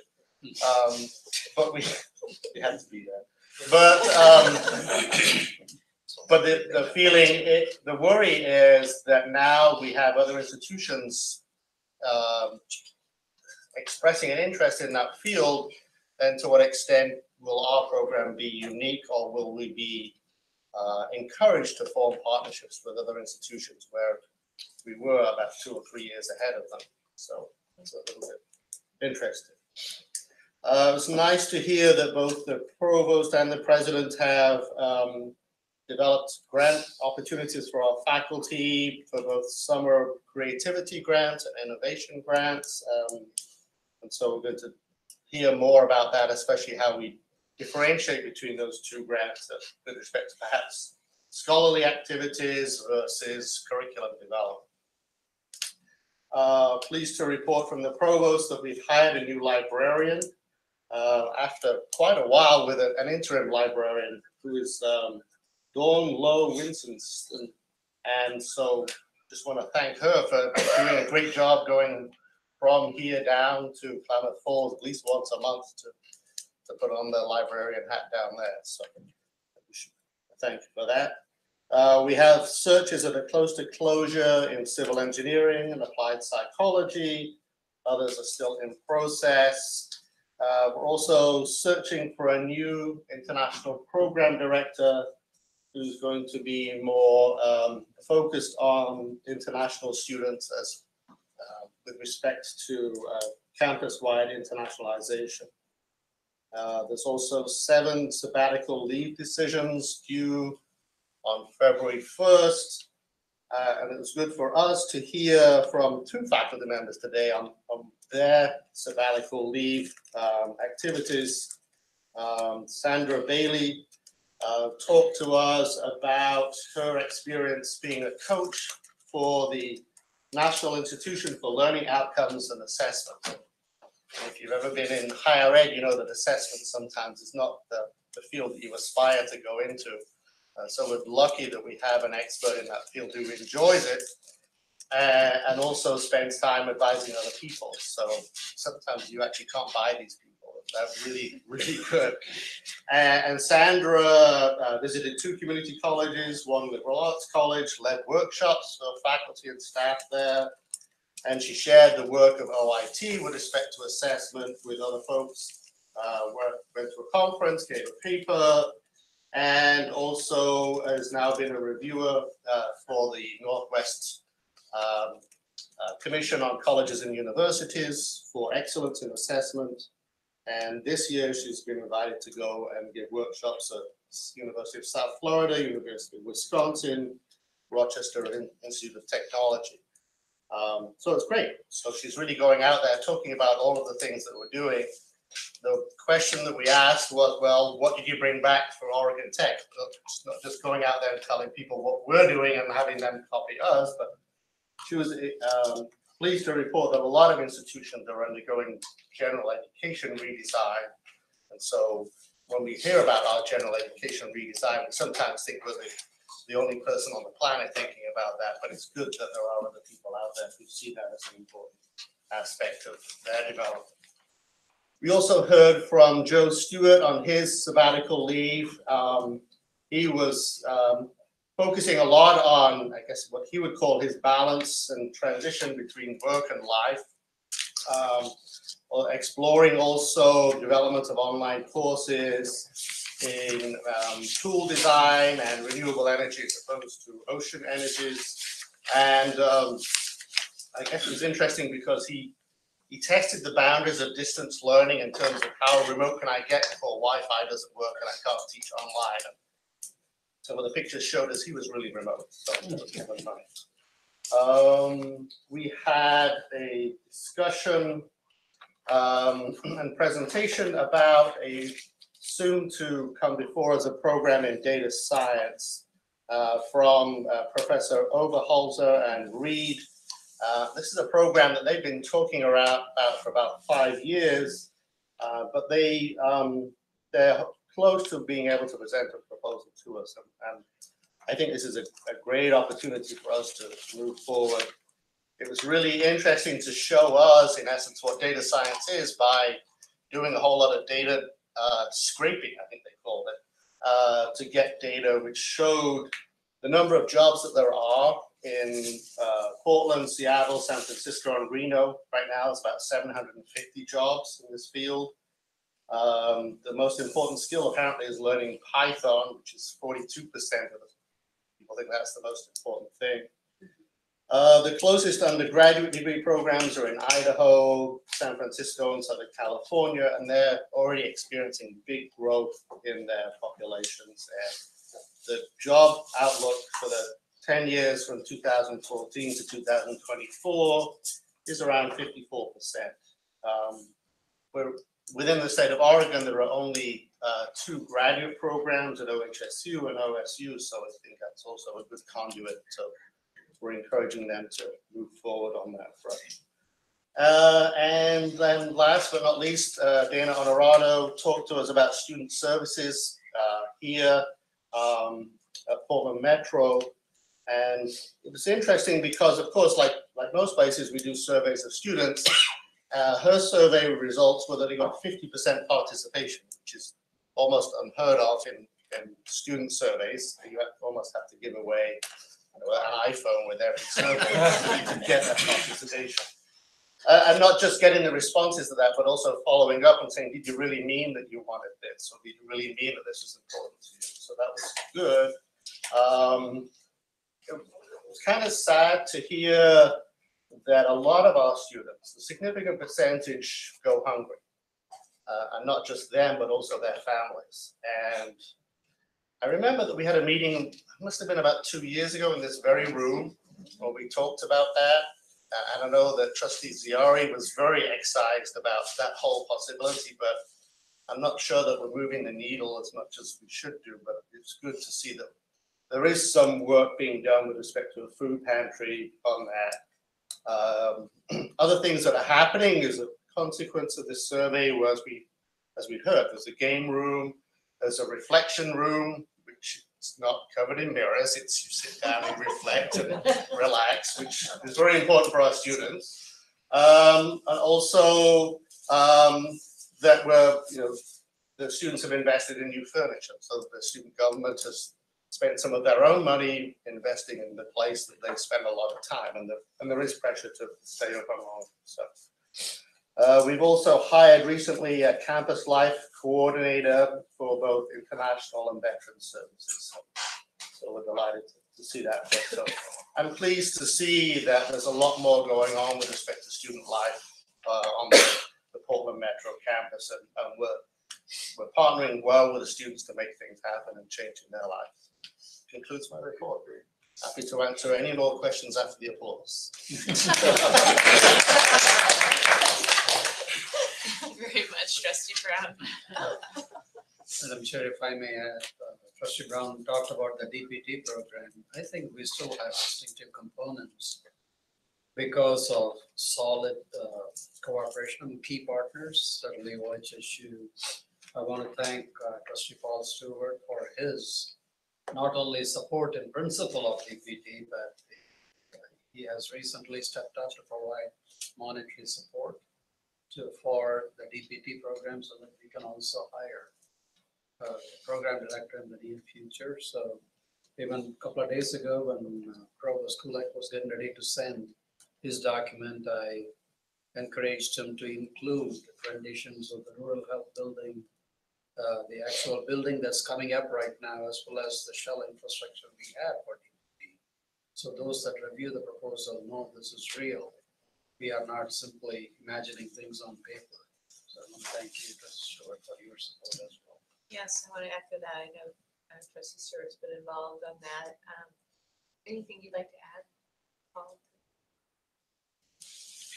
Better late than never. Yeah, Trustee Gomez, please go ahead. Yeah, so my question is about sort of the timeline for launching new degrees. What does that look like? It sounds like we have one that's ready to be sort of maybe presented, and then what happens after that? What's the process?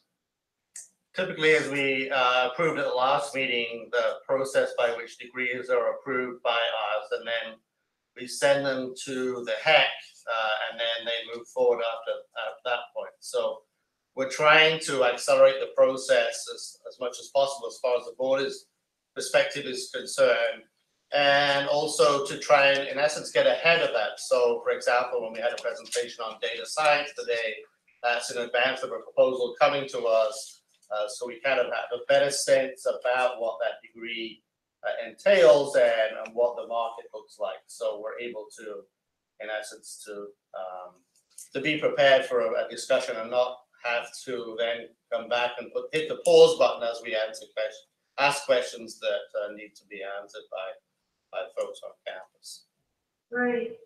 So once it goes to the HEC, what do they, how long does it take to kind of get something like that approved? Is it a couple year process, a 6-month process? Any ideas?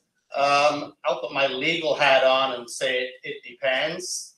Yeah. But, and I think our provost probably has a much better information as to where we are with respect to program approvals. And it depends on what the heck and says and what provost council says, et cetera, and what pushback we get on each of those fronts. So the short answer is, I don't know what the heck, how long does it take to come through? Well, I want to interject something here that the statewide provost council also weighs in with recommendations to the HEC, where the other schools, the other 6 higher education institutions, 4-year institutions weigh in. And that process is changing a bit. So in February, in 10 days, I will be presenting, giving board approval today, that proposal. It's already in front of them to read. And I'm assuming they will approve it for the consent agenda for the HEC. And that usually takes a couple of months. And then the final step will be accreditation. Northwest has to approve the program, and that usually, while it's variable, 4 months or 6 months. So the classes I can go on talking about cybersecurity if you'd like, but that's the general process, Jessica, that has to happen outside of us. That's helpful, thank you very much. Thank you, that is really helpful, thank you. All right. Thank you, Trustee Brown. Very comprehensive. Moving on to 2.10, this is our update from the Finance and Facilities Committee. Trustee Jones? Yes, thank you. So the Finance and Facilities Committee also had a full agenda, including 5 action items. Some of them which are on the consent calendar, the consent agenda for the full board. But we started out with committee hearing from Brittany Miles, and you heard her report earlier, but, and I won't go through the details, but suffice to say, it looks like a challenging budget cycle for this coming season, and I'm glad at the end that we gave her an applause that will encourage her to come back. So, but hearing her report with the uncertainty that's happening, it helped us to steer some of the decisions that we had to make on some of these action items that I'll talk about a little later. We had the committee heard an update on the annual work plan for the committee, and this is for the remainder of fiscal year 19 and a draft for fiscal year 20. And this includes, importantly, moving back tuition setting and approval from March to May. So we talked about that earlier. That's one of the things that guided us in, after hearing Brittany's report. So we talked about that, approval from moving from a March meeting to a May meeting on tuition setting goals. So this allows us just more time to understand where the state's budget is likely to end up, and students on the tuition recommendation committee also thinks that this makes sense as well. So the next item that we had was on budget development goals. So the committee approved proposal to set budget development goals for next year's budget. And so these goals include feedback from here from POAC, and short-term action goals were approved in November. So some of the goals that were mentioned were prioritizing recruiting, retaining and graduating students, investing in faculty and staff and infrastructure to support student success, aligning programs and initiatives with industry demand, managing operating efficiency in all aspects of the university, and managing short-term uncertainty and focusing on long-term sustainability. Then we talked about the mid-year adjusted budget. So Included in the consent agenda for the full board's consideration is an adjusted budget reflecting the current forecast budget and reallocations of savings into investments in faculty and academic support, capital improvements, bargaining, salary increases, and importantly, enrollment management, and expanding for new and expanded programs. So this revised budget remains within the originally approved amounts. And again, this is on the consent agenda today. We had an item on Boeing tuition increase. So the committee heard from Steve Addison, who is the director of the Oregon Tech Seattle program, in conjunction with Boeing on increasing tuition at the program. So this has not been done since 2010, and it's an expected increase. Normally, this would be brought forward during the tuition setting process. However, the timing made the most sense to do it now for the program, and it's working with the company. So it was something that Steve Addison has been working with Boeing on, and he decided that this would be a right time to do it. So this is also an item on the consent agenda. We had an item about the annual financial audit.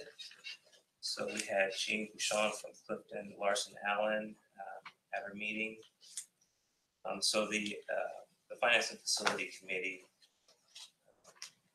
met as the audit committee and heard from the audit partner, which was Jean Bouchon. They have issued an unqualified clean audit. There were a few process improvements that they identified, which were discussed with management, and they're being dealt with. So, and each member of the board they were given a printed copy of the audit, but it was a very comprehensive report, and we appreciated having Jean Bouchon there. And also, I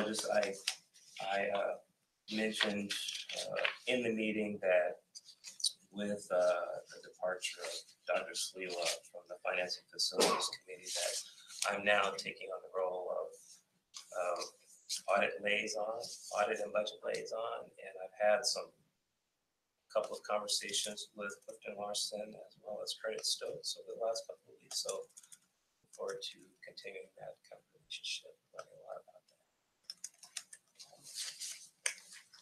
So that concludes my report. Great, thank you very much. Any clarifying questions, Trustee Jones? Okay, all right, so our last report before break is the executive committee report, which I'm gonna walk us through. I think we go. Cheers, once and applause.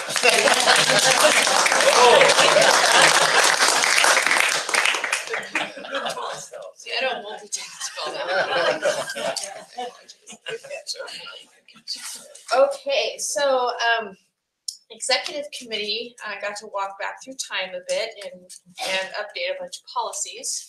So many of those are recommendations to the board. They fall on the consent agenda. I'll step through it, but it's things like some renumbering and statute names and some other things. So we did a bit of housekeeping today during our meeting.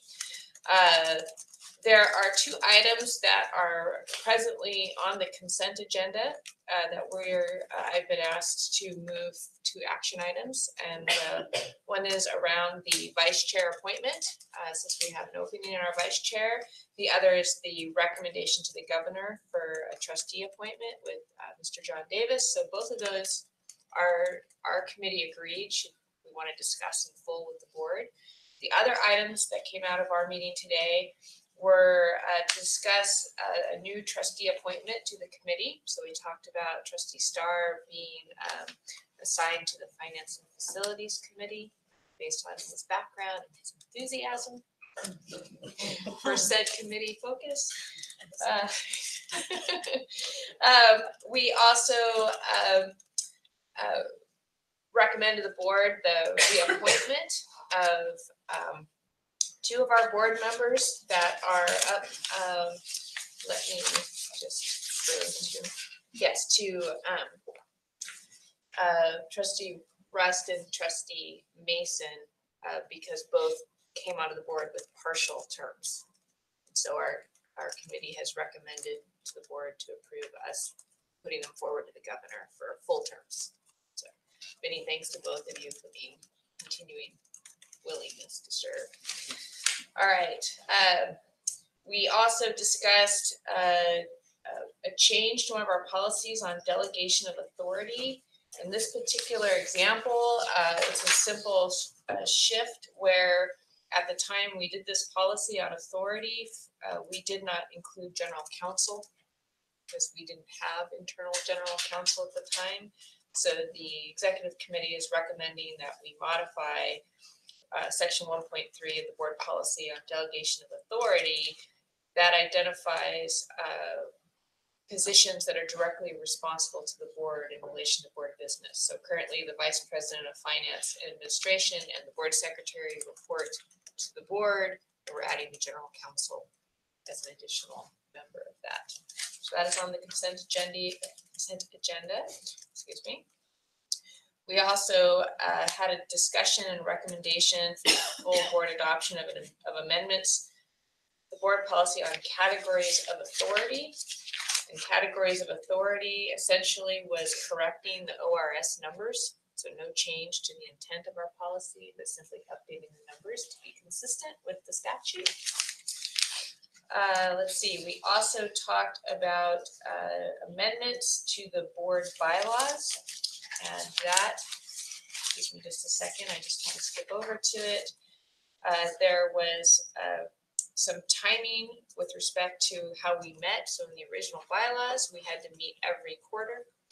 That was found to be difficult for the June, July, August, September. So it's the wording in the statute's been revised to mean 4 times a year. So we're simply updating our bylaws to say, yes, we'll meet 4 times a year and removing that constraint for it being quarterly. We also, in the same section, identify that general counsel is also included as officers in the university, that the general counsel is included now that we have internal. So that is in the consent agenda. We also have discussion around recommending to the full board an amendment to the board policy on tuition and fee processes. There has been some new language that comes out to ensure that that process has a variety of good input, that there's a description about what that group does and how that advice is delivered then to the president for tuition and fees. Our existing process is believed to be reflective of that, but it's just in updating the language to say that we'll have the right people understanding what the focus is and how that process runs. It will drive some additional membership to further build on the kinds of tuition and fee advice the president receives. We did clarify in our executive committee that all of that advice that comes to the president is passed on to the board when the president makes his recommendation on tuition and fees. So there is transparency for the board to see what the tuition recommendation committee, where they have come out on their recommendation. And the last one is the recommendation of the governor trustee appointment with Mr. John Davis, and we'll have that discussion as well. We're recommending that we put his name forward to the governor to fill the space that's been vacated by Dr. Sliwa. I believe that summarizes what we discussed. In addition, we always walk through the board agenda, and that is actually where we decided to pull 2 things off consent agenda, putting forth a name to the governor and changing our leadership. Vice chair was significant enough that we felt that the whole board should talk about that and make that decision. That's a big, that should have a little more weight, we felt, than just putting it on the consent. So thank you, Trustee Brown, for that advice. And I believe that concludes what we talked about in the executive committee.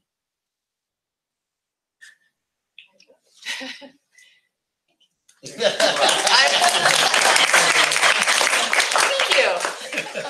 I'm talking for myself, that's for sure. Okay, so why don't we take a break? Please, let's be back in our seats at 3:30, ready to go, because I want that extra time to talk about some things we put into action items. Thanks.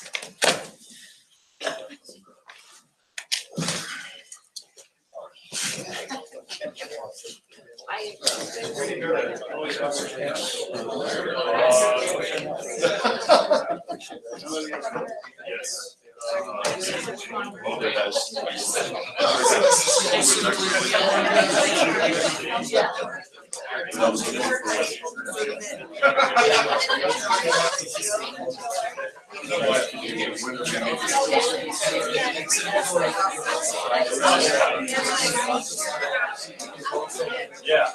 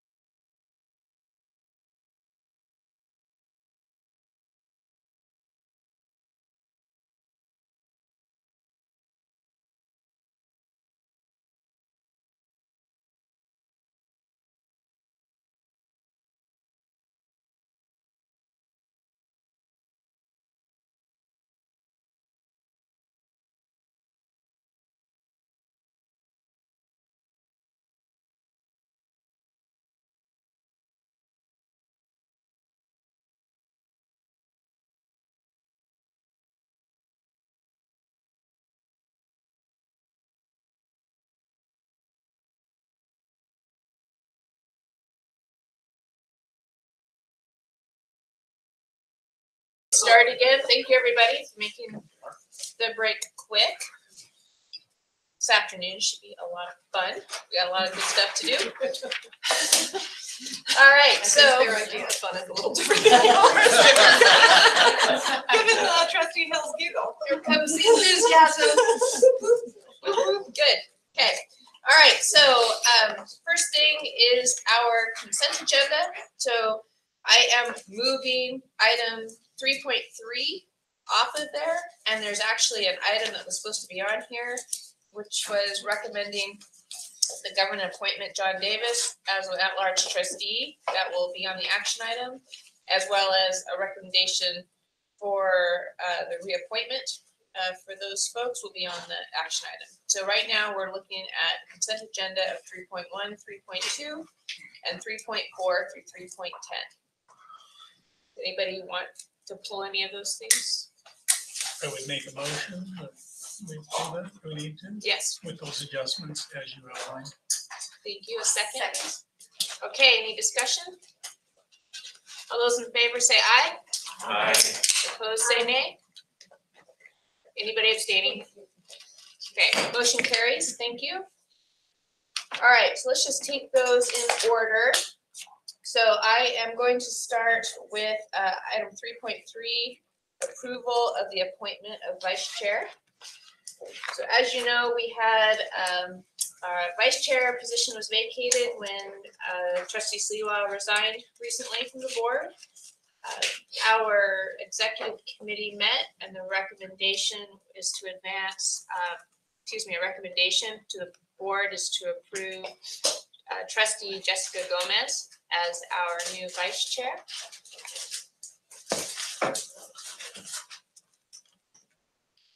Happy to provide some more background. Typically, someone in the chair's position looks to see who they might work with. That would be a good future leader of the board and represent the kinds of values and dedication and commitment that is important for us.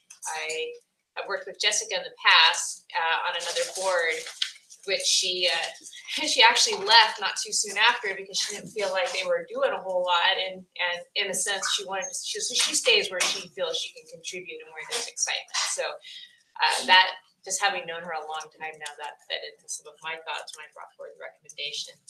And the other is what are the traits matter in a leadership position on the board? Being in Oregon particularly is very helpful for being available to go participate and engage at Salem, other events, keeping in mind our desire to have cultural diversity, particularly in our leadership positions, as well as having, I would say, a proximity to our four-year campus, strengthening that side of the mountains, as well as back with very engaged with representatives here in the Portland Metro side of the mountains. So, Chair, I move that we appoint trustee Gomez as the vice chair. I second it. thank you. Any discussion? Jessica, trustee Gomez, would you like to say anything about this? Yeah, thank you. I would just like to say what a great honor it is to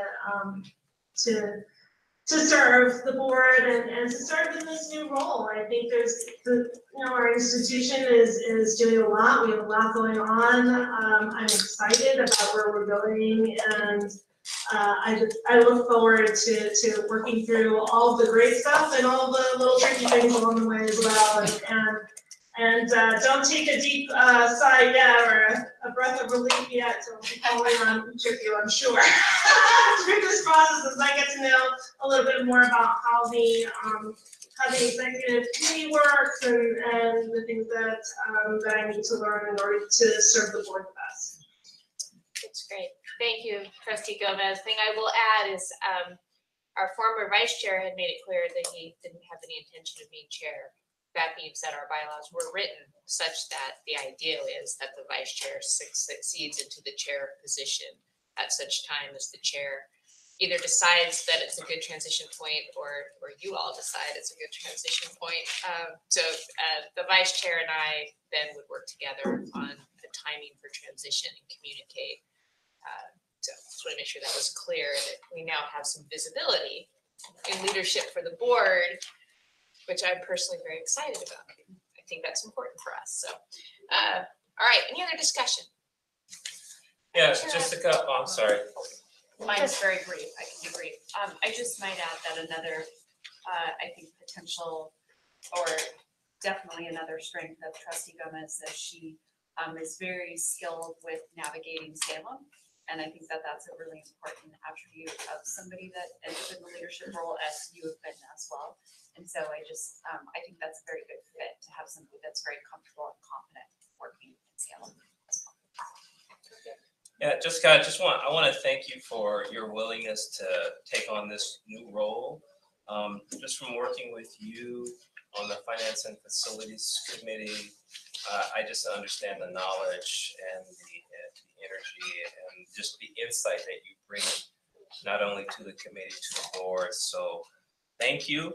And Thank you. Yeah, continue to look forward to working with you. Thank you, Jessica. Yes, thank you. All right. So I'm going to move us to a vote. All those in favor of the motion put forward for trustee Jessica Gomez to become our new vice chair, please say aye. Aye. Those opposed say nay. Anybody abstaining?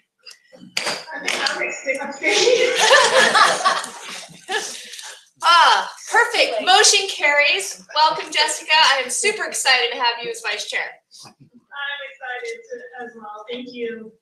See, we're having fun. I told you we would have fun. All right, so this is fantastic. Stay tuned. Jessica gets to take a role at our upcoming meetings for sure. All right, so moving on. The other items, give me 1 second. Let me. Yes, so the next one is recommending a government appointment, John Davis, as our at-large trustee.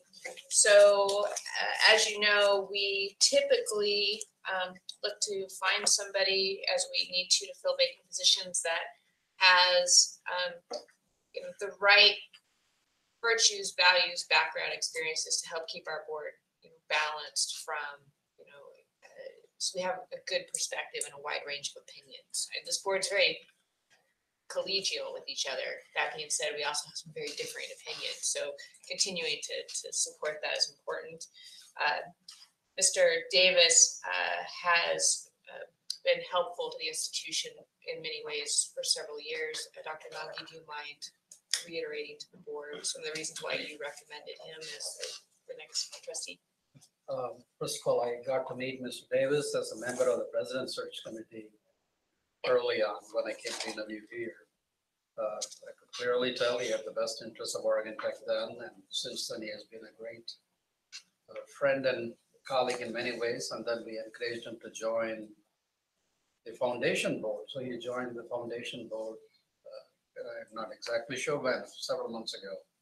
And he has been very active in the foundation in terms of setting the direction. He has great friends in Salem as we navigate the legislature.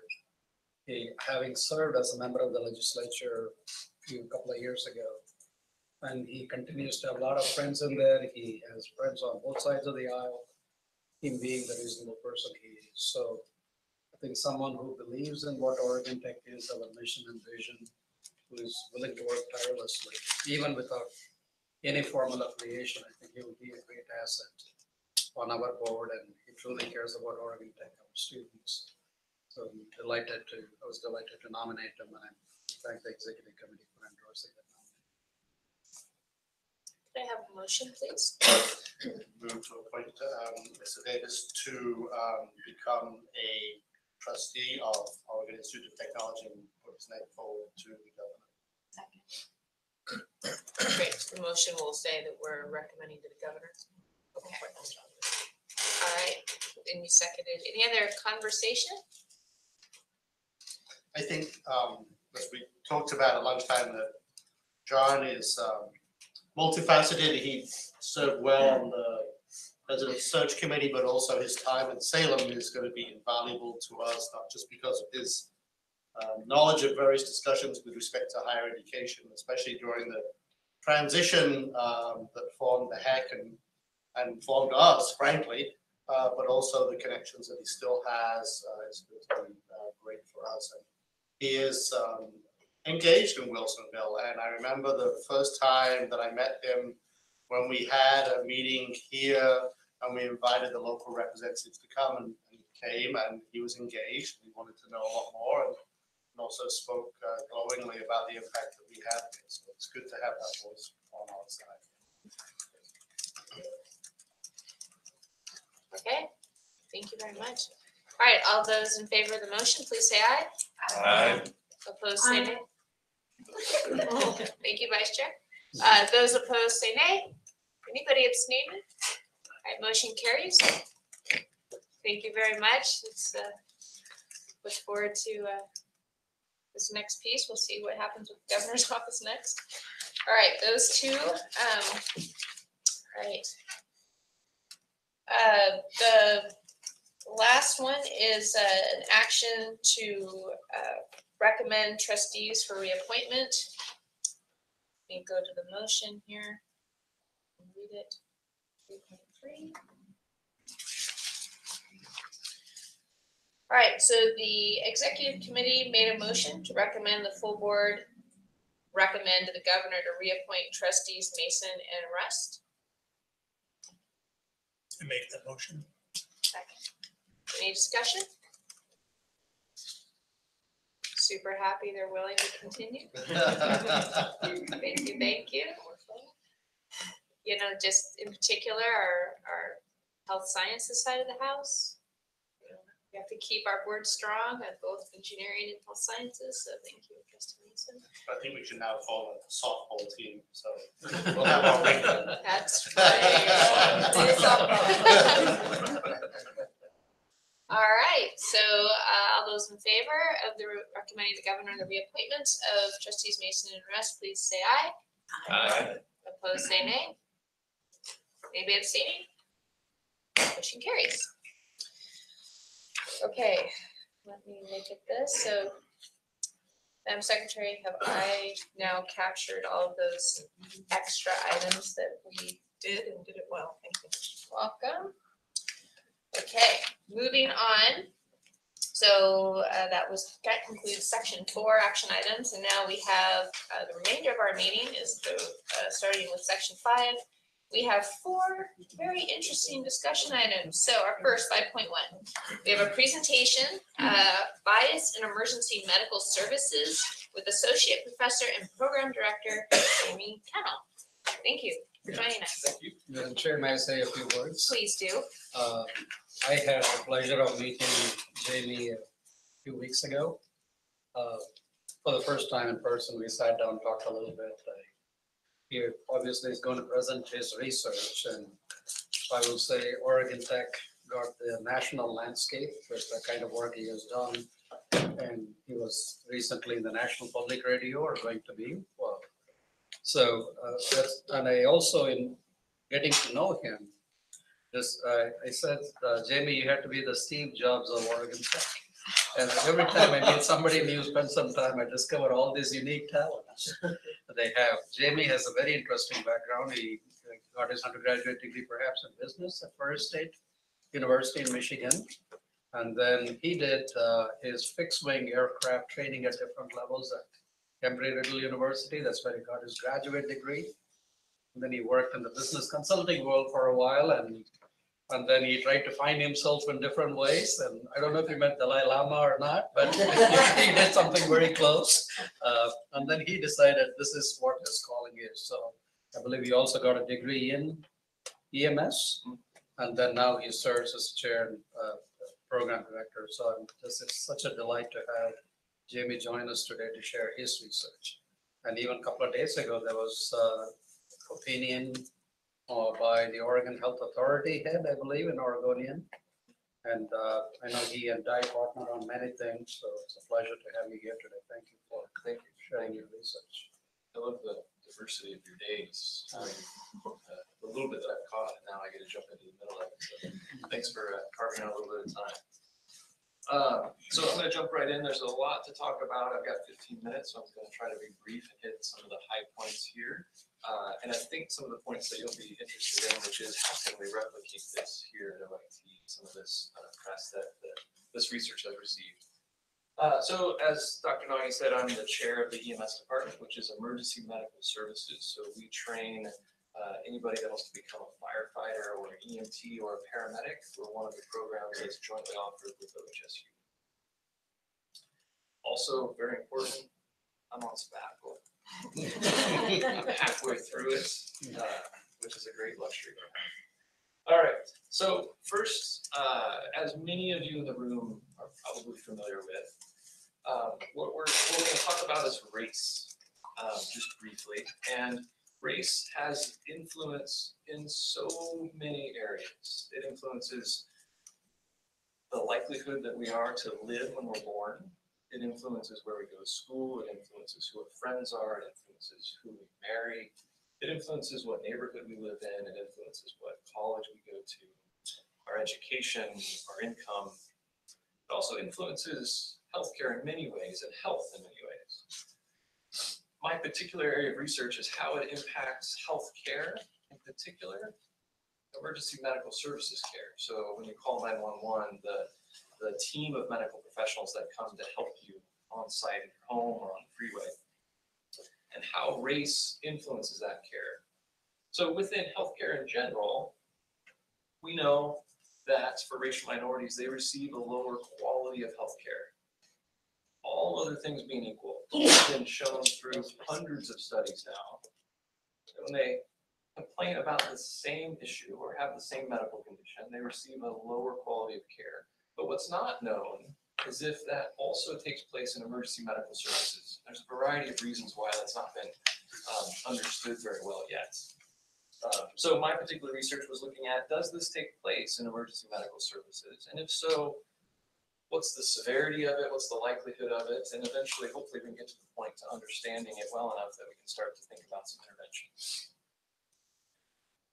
So the basic research question for me, starting out in this, is do racial minorities receive a lower quality of pain treatment when they call 911 for a traumatic injury or a general complaint of pain?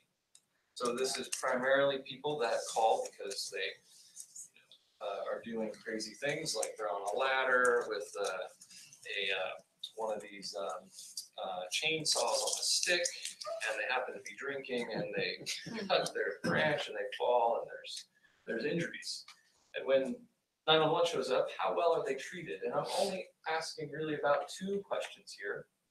One is, do they have their pain assessed? And the second is, do they receive pain medications or not? Okay.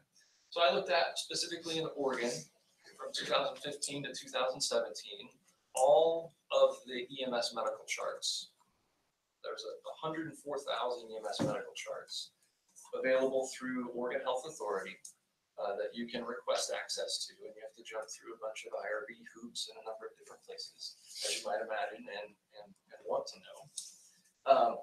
And what's important here also is controlling for a number of other variables that we know influence pain medication. Old people are less likely to receive pain medication compared to the young. Males are more likely to receive pain medication compared to women. And controlling for, importantly in this particular study, insurance status is used as a proxy for socioeconomic status. As we know, unfortunately, still in this country, racial minorities are disproportionately represented on the lower end of socioeconomic status. So in order to isolate the effects of race, it's important to control for socioeconomic status. Insurance isn't a all comprehensive control by any means, but it's the best option that's been proven effective in the literature when using just medical chart data to perform this research. And again, two questions: who receives a pain assessment and who receives pain medications? Punchline here, as you might anticipate, for a number of different racial minorities, Black, African American patients in general had no evidence of receiving a pain assessment at any rate different than white Oregonians. So they get their pain assessed at the same frequency. However, their average pain score is about 30% higher. Something like this on the lovely 0 to 10 scale, which has so many problems, but it's the best thing we have.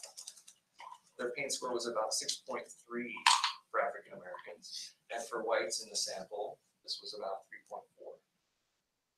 But their likelihood to receive pain medications, they were 40% less likely to receive pain medications, adjusting for all controls. You can see the Hispanic population here, 22% less likely to receive a pain assessment, but no difference in their likelihood to receive pain medications. And then Asian patients, 35% less likely, and surprisingly, and most surprisingly, I think, but a lot of the media didn't focus on this very much, but Asian patients in Oregon, 36% less likely to receive pain medication compared to whites.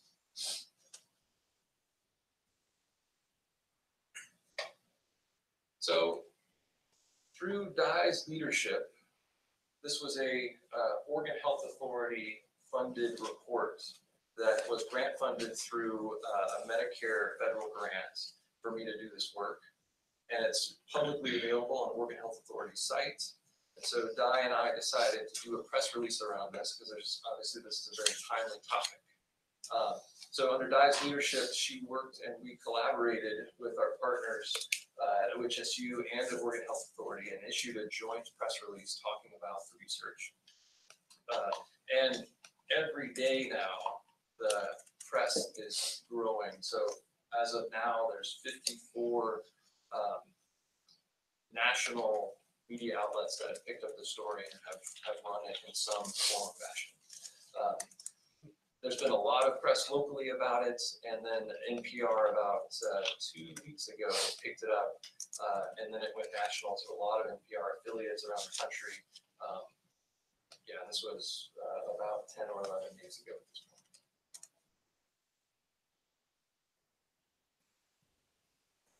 Hope I was brief enough, maybe too brief. But I want to leave time for questions. Yeah, I have a hunch there are some. Definitely. Board members? Well, this might be rather obvious, but the information about receiving pain medication, is that a choice or, okay. It's a great question, yeah. So it is absolutely a choice as I kind of counsel my students to get their patients involved and as the team of medical care. So absolutely, part of this could be that racial minorities just, when offered pain meds, refuse them. Most other areas of medicine, that's been proven that that does not happen. It's much more likely that they're just not offered.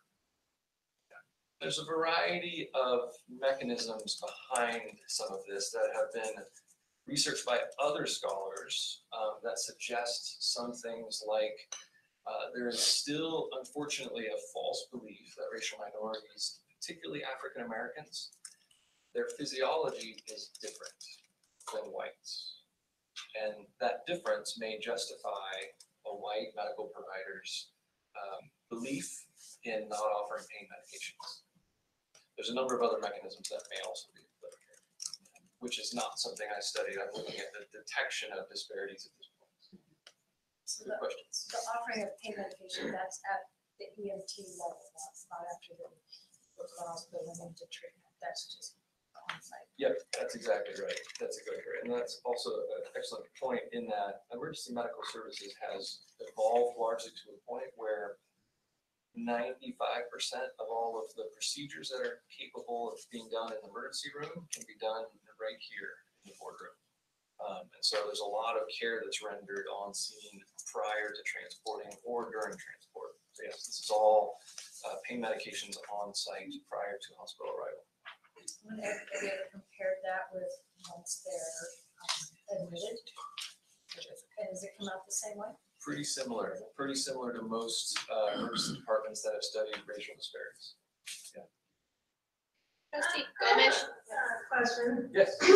So the way this is structured, you know, I find the numbers, wow, that's I don't know, shocking to me here in Oregon. I guess my question is, are are there any other reasons why something like this, why the data could sort of be showing this trend? Like, are there other sort of things that maybe could be happening that are in addition to race that might be sort of causing the data to look the way it is, or causing the behavior to sort of be the way it is?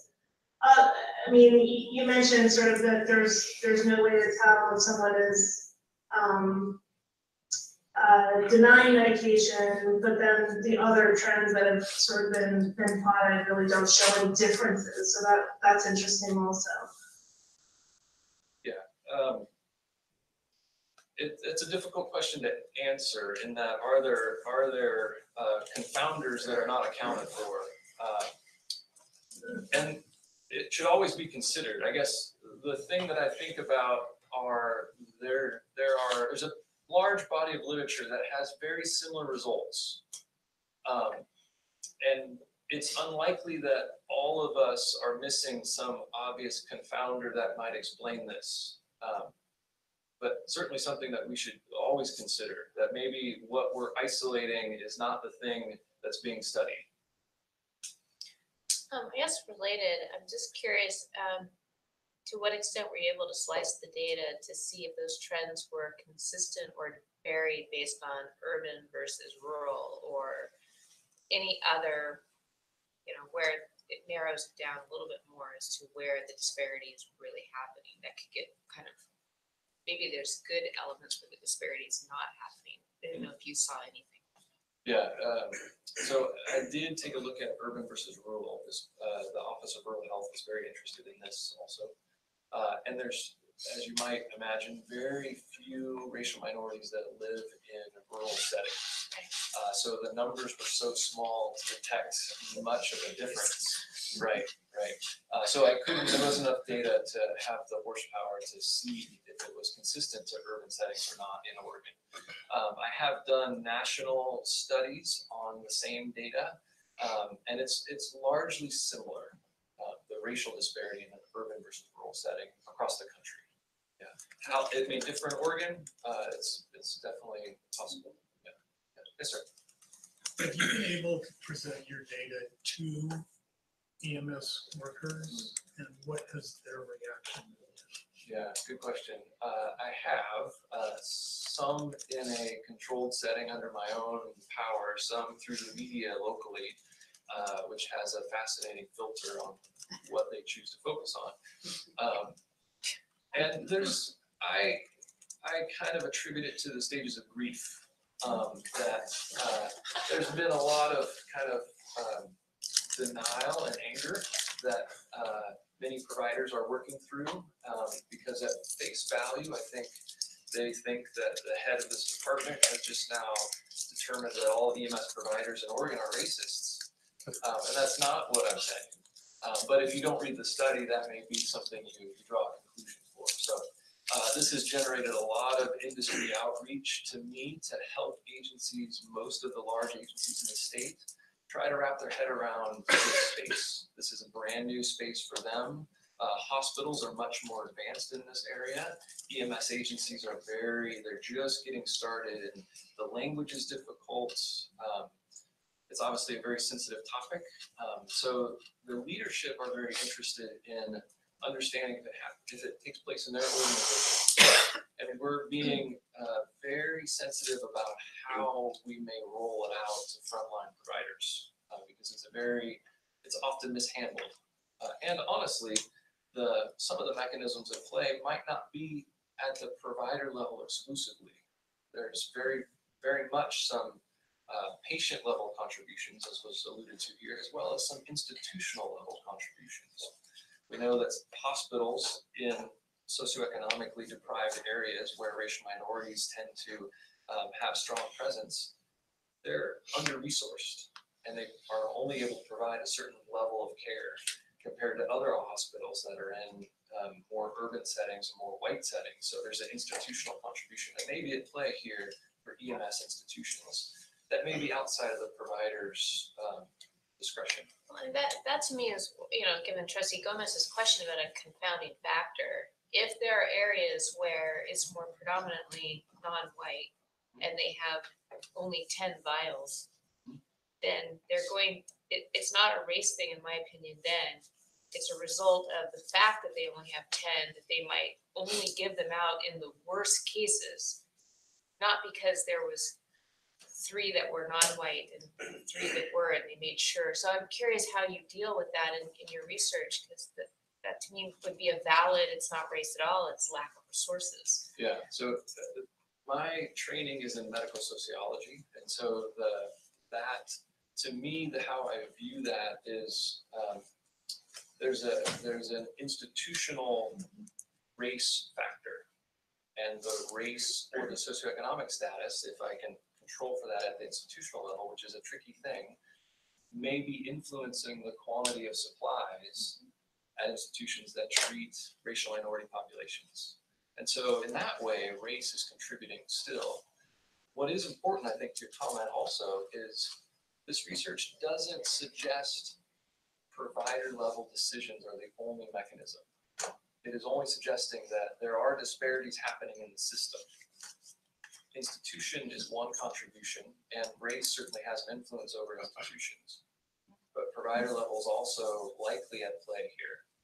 But one of the takeaways that's relatively intuitive and easy to go to is when it's a one-on-one situation, that's where the bias is taking place. And it may be at various levels. It likely is at various levels. I guess the question really is, we see this happening in the data, why is it happening, right? And I guess that's where the real work would have to happen in order to sort of correct that trend, whatever is going on, whether it's sort of a one-on-one sort of issue with discrimination, whether it's a systematic problem with the way our structure is, whatever is going on, we need to sort of look a little bit deeper into saying and ask, why is the data showing this trend, and then what do you do about it, right? Absolutely, and that is the next step after detecting that it exists. Now it's the work, a career's level of work to determine what are the mechanisms at play. And as I alluded to, one of them is a false understanding that there's a physiological backdrop to race. Another one is this concept of as we worked through our history of racism, we're in a period called the third phase of racism, which is aversive racism. And Oregon is a good place for this, in that most of the white providers, having never been exposed to racial minorities in their upbringing, may be influenced by the media's representation of racial minorities. And that influence, if that's all they have, is likely heavily skewed and biased. And so this concept of aversive racism is likely at play, where providers may explicitly believe in equity of care, but their behavior says something very different, often that they're consciously unaware of. So this is the version of implicit bias that is kind of making its way through medicine. But is there also a culture of people not knowing to what they're entitled to? Or so, for example, I'm chatting to an EMT, and I know that this is going to cost me money, so I'm not in as much pain as I really am. Me, I would take a pill at any second. Kind of wuss like that. And then the other side of it is I don't have insurance. Yep. And so then how does that play into the dialogue, so to speak? So Yep. I think you're absolutely right in terms of it, but it's also a two-way conversation.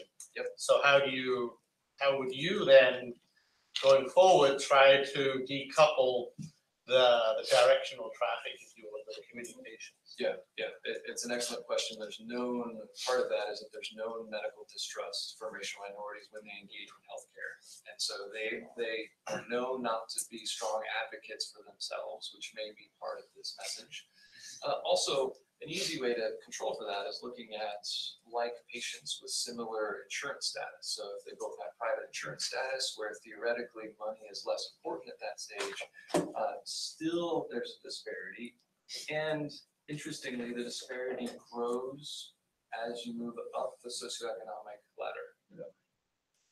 That's interesting. And I say it that way because I was raised in a military family where I thought when you went to the doctor, you went to whoever, you got the number. Because, military hospitals, you showed up and you got whoever was on call. So when I actually left home and became just a normal citizen, my husband's talking about his doctor and how his doctor knows everything, this and that. I'm like, what?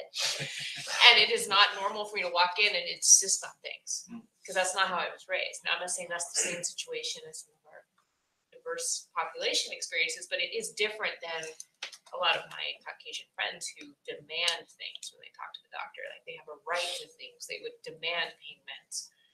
So that upbringing background, I can see having a huge influence on Cultural expectations. Right. And also perceptions, cultural perceptions of pain. But the other thing is language. If you're carrying on a conversation, you're asking these questions, but you don't speak the same language, then how do you feel about making a decision to administer a medication to someone you are not sure has given informed consent? Yep, that's absolutely at play here and likely to disproportionately affect racial minorities. That's right. So one of the contributions one of the areas I'm helping industry is around their language support tools, because it's likely causing some of this data, which, you can think about if an agency isn't providing adequate translational interpretation services. You want to administer. That's an You don't have to institutional contribution that is affecting the disparities of their care that the providers often have no control over. Yep, absolutely. Isn't that, doesn't that contribute to the result of whether you receive service or not? Because if someone needs a medical attention, they may not know what to ask for, but if they're not being offered medication or services, then they're not going to get it. So does that play a role in the decisions that are made? Absolutely, absolutely. Yeah. So the other question that I had was, when you collected your data, was it collected across the state, or did it focus on a couple of different areas within the state? Was it statewide data? Yes, good question. So it is statewide data, and it was not a sample, it was the total population of data, all the data that's available in this particular data set. So this is a data set called NEMSIS that was not a requirement for agencies to participate in until January 1 of this year. So it contains about 80% of all EMS agency charts, but it's not 100% of them. Some agencies have still resisted contributing to it, but that's now been enforced by law. Yeah, so because when you look, when you look at the data that's collected, if it's collected across the state, a lot of the decisions of the data that you have has to do with, or maybe this is a question, it has to do with, like we were talking about earlier, rural versus urban areas. If you go into an urban neighborhood, you're going to get different results from if you were to go into a rural area, because you're going to find more minorities in the urban communities. So I think that plays a part of it. And then the last question I had is, with the data that you've collected and kind of the issues that you've identified, how do you use that information to transfer it to the students that you teach so that they can have a different perspective going in when they start working their jobs? And so that, this issue can be corrected. So how do you incorporate that into your learning programs? I want to be sensitive on time here and answer your question here, but please stop me if we need to. So your first question, hopefully where you receive medical care in an ideal setting shouldn't change based on the neighborhood that you call 911 in, right? And importantly, that adds complexity to this problem. It also has been shown that it does not matter the race of the provider. So when there's race concordance between the provider and the patient, the disparity still persists, right?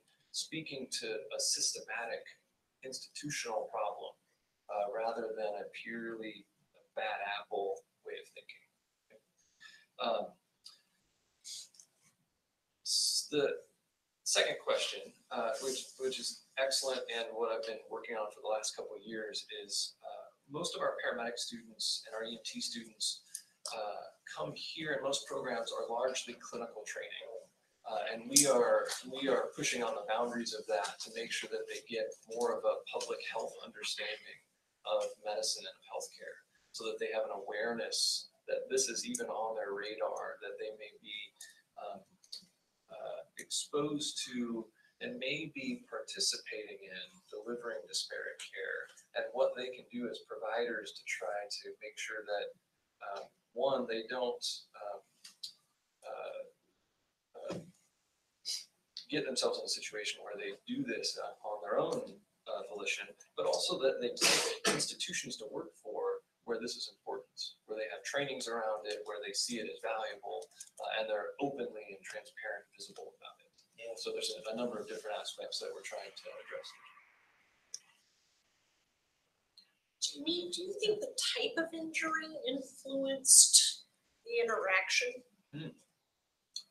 Yeah, I do, in a number of ways. But what I hope is that same injury for an Asian Oregonian and the same injury for a white Oregonian should be treated the same. Absolutely. There's certainly, and it was controlled for in this research, if you break your toe versus you break your leg, there's a different level of pain that should instigate a different level of pain medication. And that should be practiced for sure, but it should not change the disparity of what's happening. It's interesting, there's just so many confounding factors. I mean, if I look at my two kids, one stubs his toe, and it's the same level of pain as the kid who had a double break in his arm, who was like, I'm good, Mom. It's perception. Like, they just are, so it's interesting, just person to person, so. Yep. Yeah, absolutely. it's good that you're looking at it. Yeah. So obviously your hypothesis is that there's a difference in care. Correct. How do you explain the difference between Black and Hispanic? I mean, because Hispanic was same level, right? As far as pain medication. Yeah, Yep. Yeah.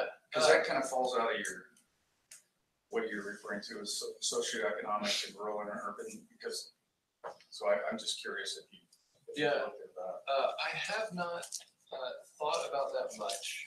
Most racial disparity studies focus on African Americans because of the long history of disparate care that they receive. It's a good question. I don't know what might be behind the mechanism there. There are a number of interesting factors around health of Hispanic populations and their immigration status. In that, there's a practice called, or a concept called the Hispanic paradox in medical sociology that talks about the level of their health in the country of their origin is better, and then as they immigrate here, their health gets impressively worse through the best healthcare system in the world. So I don't. There's a complex background behind this that I don't know the answer to your question. Were the sample sizes sufficient? Yeah. They were sufficient for sure. So one of the other, I guess, you might be digging into this too, is sort of the cultural overlap, right? And that kind of came to mind a little bit too when you were talking about sort of immigration status and with response to health. And one of the sort of things that impacts your health tremendously is the food that you eat, right? And we know that there's differences in sort of diet and sort of, what is available as far as food, also between different regions and different countries and things like that. So I was just curious about, if there was any analysis, cultural analysis sort of overlaid on top of the study to sort of see if there's any trends there as well. Yeah. There are. So I guess to make sure I understand your question, there is certainly a large field of study around the social determinants of health, nutrition being one of the many things that contribute to health. This study in particular was really focused on just disparities around the care received of the patients, regardless of the social determinants that may be impacting the patient's need to call 911, if you will. saying is that care received and the care received and who the care is delivered to sort of matter, right? Meaning sort of the person is an active participant and their culture and their race may be impacting that in some way. I just don't know how. Absolutely, absolutely. I think that's all part of the mix here, that is the next step to kind of detangle. Is that relationship impacted because there are beliefs of a stereotype of Hispanic panic is a common stereotype, that there's a over embellishment of pain in the Hispanic community, and maybe providers in this example are trying to they see that as a false representation of pain, and so maybe they're withholding pain medications accordingly. But yeah, your point's absolutely true, that there's some culture that's brought into the back of the ambulance that may be impacting the interactions between the provider and the patient. All right. Good questions, thank you. They are. Yeah. Thank you very Yeah. much. Appreciate the time and glad everybody engaged on this. Interesting. All right. Okay, well, I'll get your autograph before you leave. Yeah. All right, moving to discussion 5.2, we have our marketing presentation from AVP Di Saunders. Thank you, Di, for joining us. Thank you, and I know that we're at the end of the day, and I will have something that will wake us up here at the end of, towards the end of the presentation, so I appreciate everyone's attention just for a few more minutes. I'll go through this quickly. And Di, before you get to that, just let me know, so I have to change something on here, so. Oh, the sound level, okay. All right, we really are going to wake you up. So we're working very hard to extend our brand, and the reason that we're focusing so much on this, including in the strategic plan for marketing, communications, and public affairs, which we abbreviate as Marcopa. So really everything that we're doing at Oregon Tech is impacted by our brand. It's kind of the air that we breathe.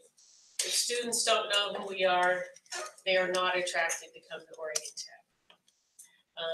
So everything that we're doing, if industry doesn't really, they don't know who we are, we don't have a good reputation, they're not going to want to partner with us. They're not going to want to hire our students.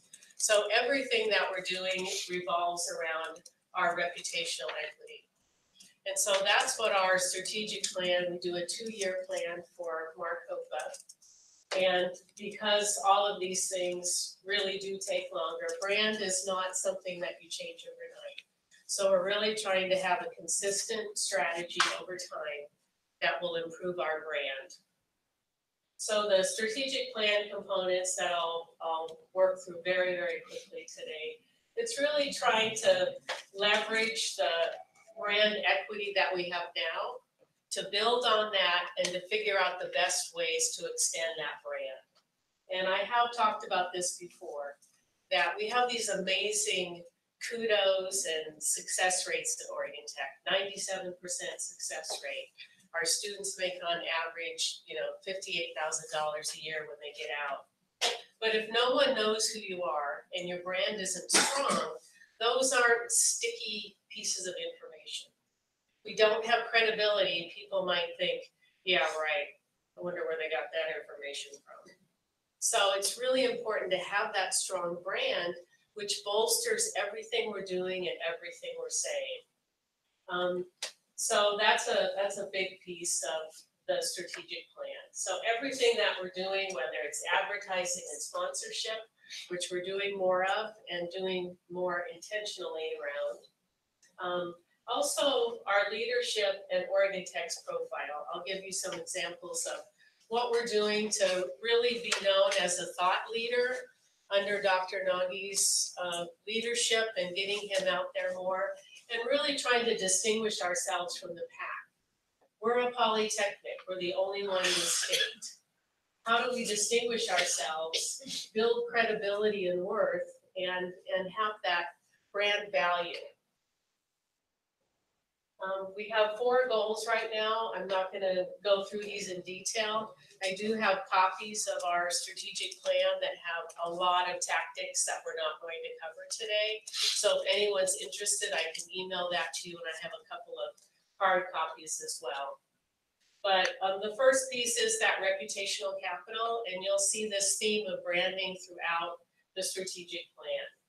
So increasing the visibility of our leadership and faculty are a big piece of that.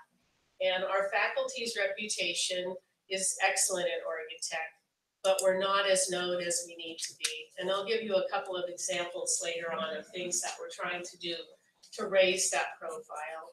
And also to build a presidential platform that Dr. Navi can use to help build, and all of you could use as well. We can use your help to build that profile and our faculty. You know, starting in the state, building regionally, and moving nationally over time. Convening is another area that you can use to build your reputational capital with industry. So we are trying to work to put together our first statewide convening here later this year.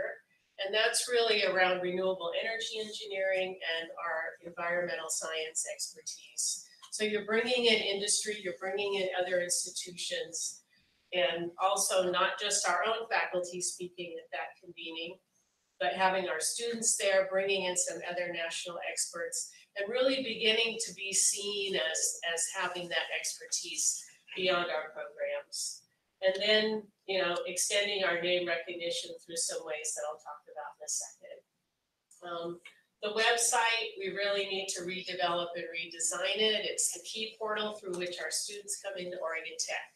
So we'll be spending a lot of time working with Jim's Jones Shop and ITS, working with SEM and other parts of the institution, and bringing in an outside firm to really help us do this, to modernize the site and really have it focus on prospective students and getting more enrollment at Oregon Tech.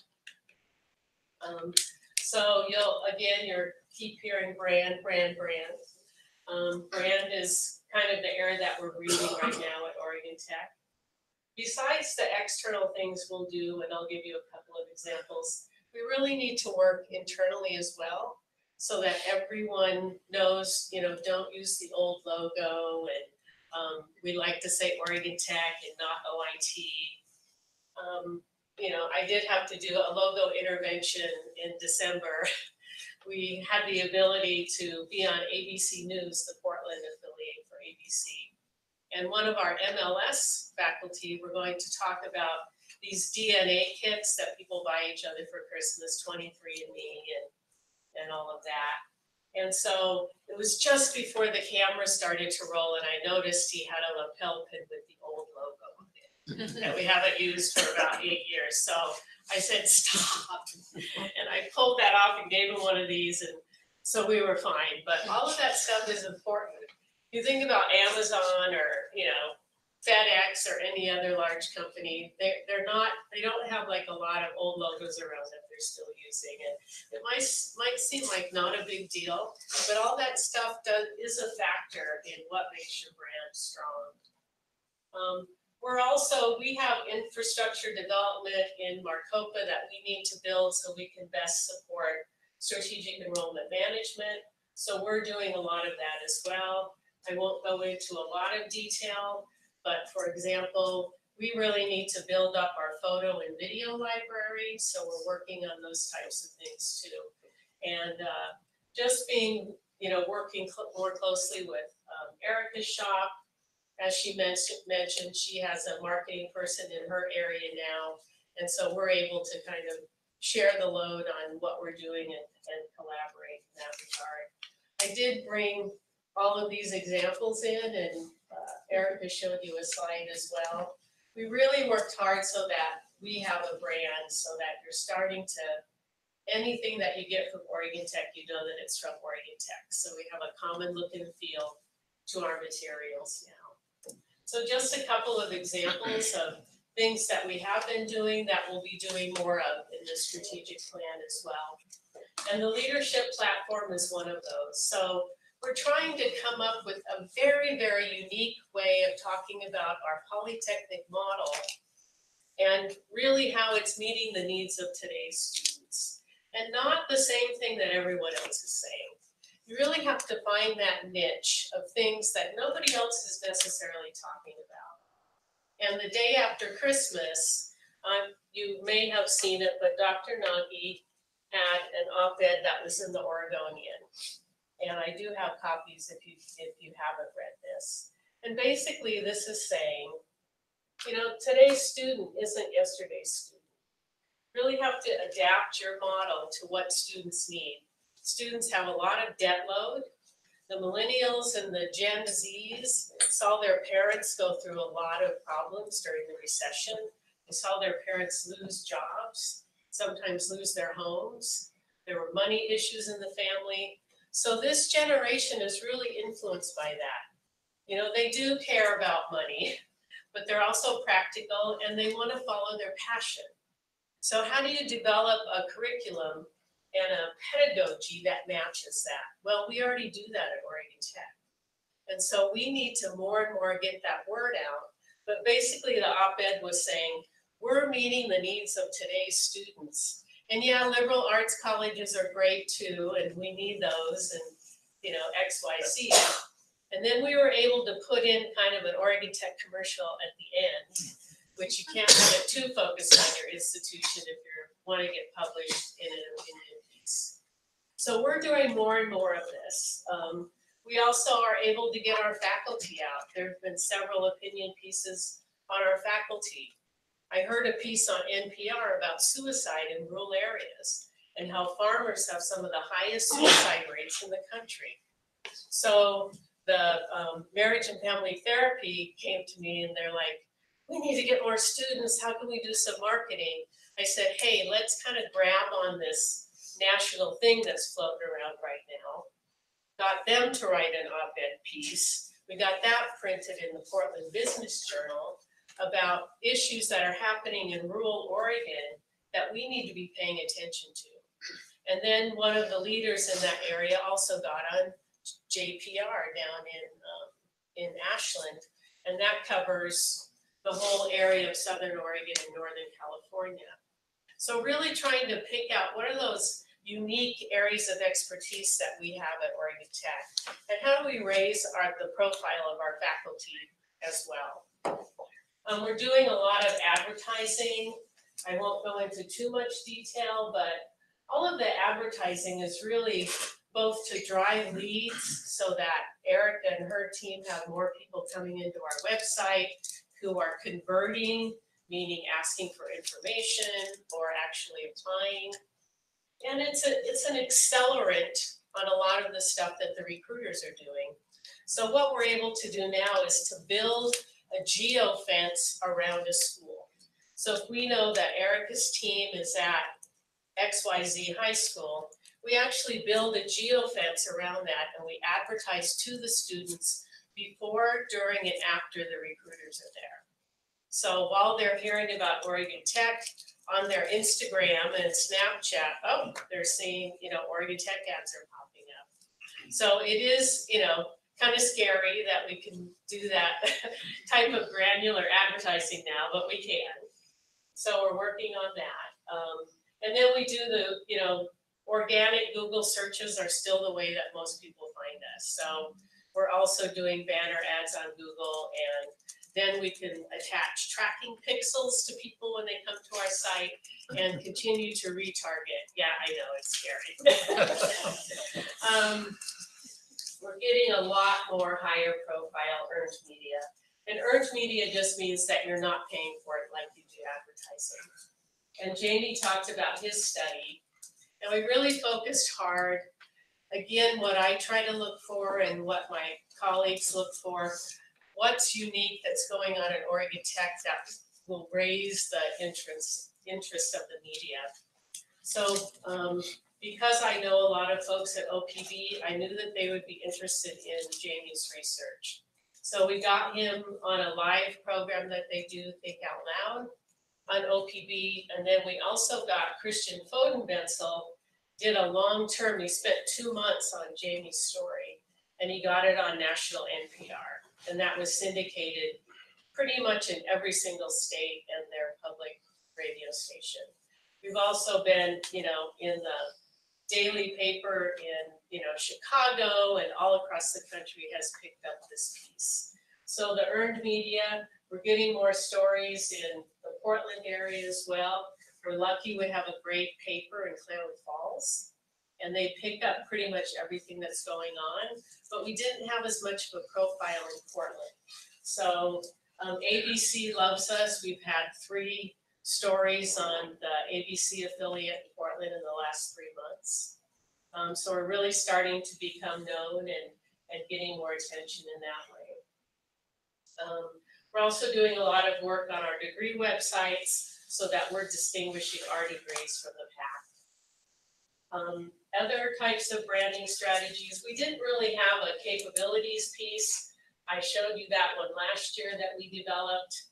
Again, we're highlighting more of the faculty work, their research, their grant-funded projects, awards that our faculty and students are getting, and that common look and feel of all of the student recruitment pieces. The other thing that's really a feather in our cap are these centers of excellence, research, and service that we have now at Oregon Tech. And we can really use those to build our reputation, as well as to get more exposure for our faculty and what they're doing, and that our centers of research are training the next generation, whether that's therapists at the VIG Center or the, you know, population health management research. Everything that we're doing, ORIC, all of that is really a feather in our cap that builds our reputational capital. And it's really different than what other research centers are doing. We wanted to give you this example of a push, branding push in one area. And Dr. Nagy gave us the charge. He mentioned earlier, only 5% of our students are in the Medford area. So we took that charge seriously and worked with Erica Shop to figure out how do we really blanket the Medford area and use that as a pilot and do this in other parts of the state and other parts of the country where we're trying to build, you know, sort of more recruitment power and get more students. So some of the things that we're doing right now in Medford, we just started doing advertising on the NBC affiliate. And there's a couple of different things that we're doing. When they show the news in the morning, we're right on the news feeder. Our logo is going across that news feeder. We're also sponsoring an education program as the exclusive sponsor that they do a couple of times a week. And some of those education stories are national stories.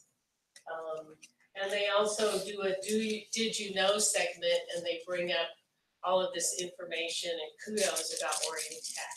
So we're doing that piece. We're also doing some streaming television advertising as well, which are 30-second video ads. And streaming is like the Amazon and Hulu and all of those stations that are not on the cable. Last year, we were actually, our ad played during the Super Bowl on streaming television. And we could never afford that on cable TV. So, and you can't turn these ads off unless you turn your TV off. So we kind of have a captured audience in that regard. We also worked with Erica Shop to do billboards. We have one at the busiest intersection in the Rogue Valley that's getting a lot of attention. And we just are starting to do airport advertising. So there's a very high visibility spot at the Medford Airport, which is the 3rd largest airport in the state of Oregon. And they just broke a milestone of having 1 million visitors last year. So if you do fly from Portland to Medford and you get off the flight, you're gonna see that right there. So it gives us some kudos, you know, gets our logo out there, gets one of our graduates who's actually from Ashland, Oregon, and is a civil engineer in a sort of a non-traditional female field, hopefully more traditional soon.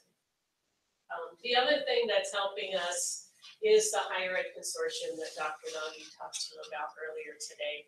we were able to get all 4 papers in Southern Oregon to run an op-ed that the 4 presidents wrote, and that came out in early December. So we're using that higher ed consortium and the associative branding of the other institutions to help raise our profile as well. All right, so when we first did our series of videos, the one thing we didn't have was a student life video. And so we worked with Josie and her shop to really figure out how do we attract more traditional freshman students to the Klamath Falls campus. So this video is really meant to attract that freshman student so that we get more of that population down in Klamath Falls. So this is a fun video. Do we got our sound together? We're waiting. Okay, should go. All right, so hopefully it's not too loud or too soft, and this will wake you up. Okay, just like a couple of seconds delay here.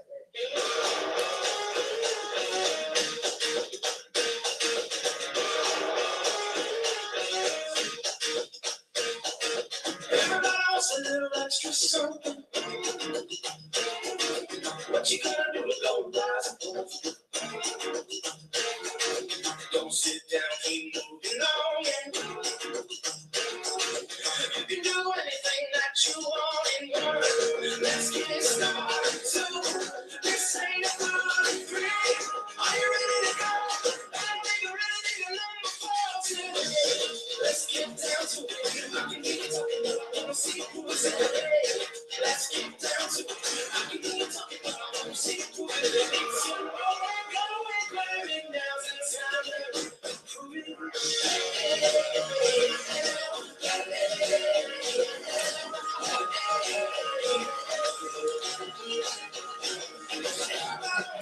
Piece of the cake. Yeah, it's coming up too little too late. Taking you way up from the bottom.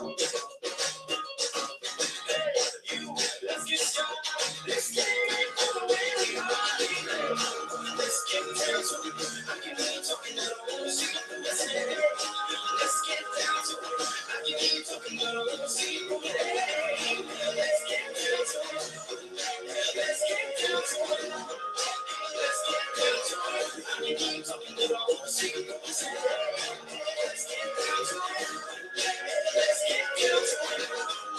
Let's get down to it. I can hear you talking, but I wanna see you move it. It's your moment, going, climbing down to the time to prove it.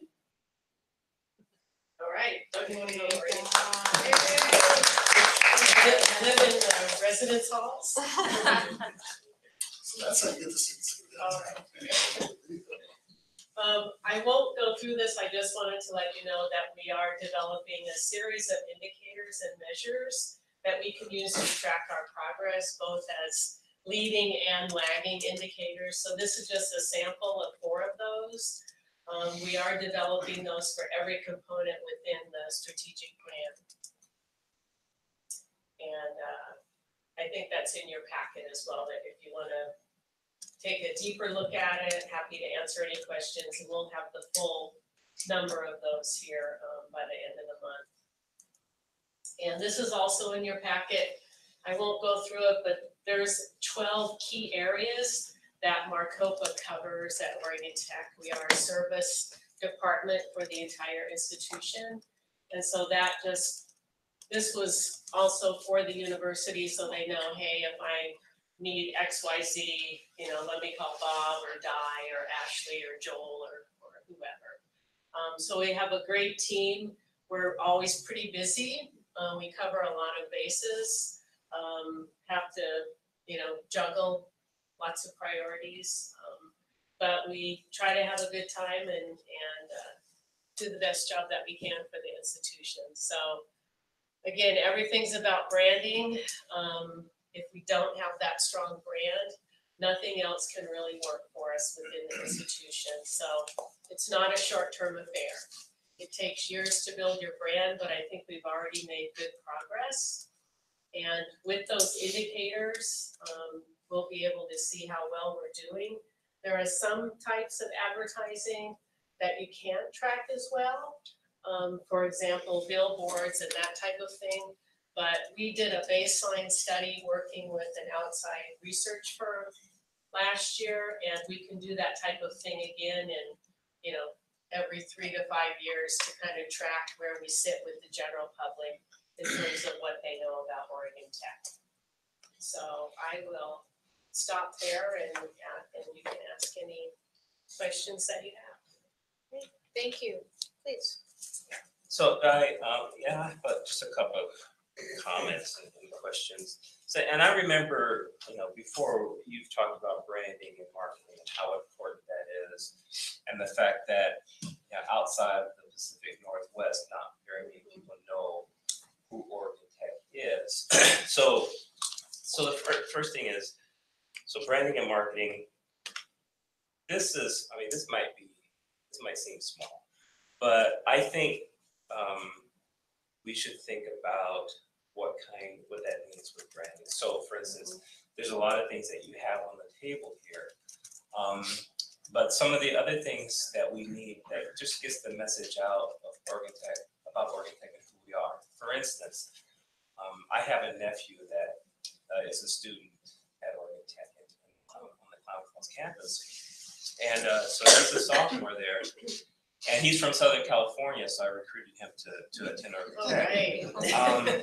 But what I was looking for was, how you see it on the back of window stickers on the back of cars that says, Oregon Tech. And I was looking to see it. My mother-in-law, his grandmother lives with me, so I was looking for an Oregon Tech grandma sticker to put on the back of her car. And so it's just things like that, messages that get the word out who Oregon Tech is. I think we need to think about something like that. Also, Liam is going to be graduating here in June. And so he needs to have an Oregon Tech alumni license plate frame on the back of his car. So, just those kinds of tools that will get the message out. So think about developing those, especially when you look at developing all of the promotional items that you have, things that will get the word out of who Oregon Tech is. Also, it was a great video, really nice video. But I only saw just a few seconds of Oregon Tech basketball, and I know I'm a little biased, but Oregon Tech men's and women's basketball is such a huge component of Oregon Tech and who we are because of the success that those two programs have had. Something like and I've probably maybe seen it before in other videos, but a little clip on OIT Pink Out Night. That would be huge for someone to see something like that. And so for those of you that don't know, Pink Out is, well, you probably all know what Pink Out is. So it's happening on Saturday. Saturday's Pink Out. So just seeing that would be huge. So think about things like that. And then also I think it's important.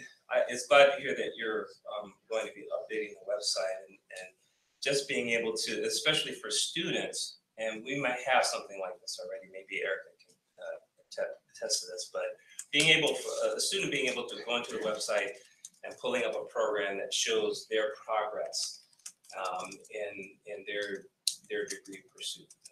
Just something maybe very simple, a list of the classes that they've taken and their grade, and then a list of the classes that they need in order to graduate. That kind of information would be good to have on the website. But just the marketing tools that I think would help us, like I said, I will put an OIT, an Oregon Tech alum license plate frame on my car, and so would Trustee Starr, and so would Trustee Mason. We would all do that. So if something like that exists, and we expect, Like Trustee Jones is going to be out there replacing her. Yeah, I am at night. I'm going to be replacing everybody's license plate. Well, we do have them in the bookstore, but. There you go. They're not free to alumni, but that's something that we could talk about. Happy graduation as you cross the stage, right? Our alumni relations does a good job. They give every student who graduates a goodie bag, but it doesn't have the license plate holder in it. But you're you're right. Every person is a brand ambassador at Oregon Tech. Our current students, our alumni, all of us in this room are all brand ambassadors. And so we really have to spread the wealth and, get, an Oregon Tech, because I've seen them for U of O. It's like, U of O mom, U of O dad, U of O grandma.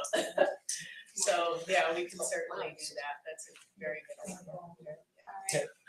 For anyone else, if you guys have marketing ideas or suggestions, you know where to find her.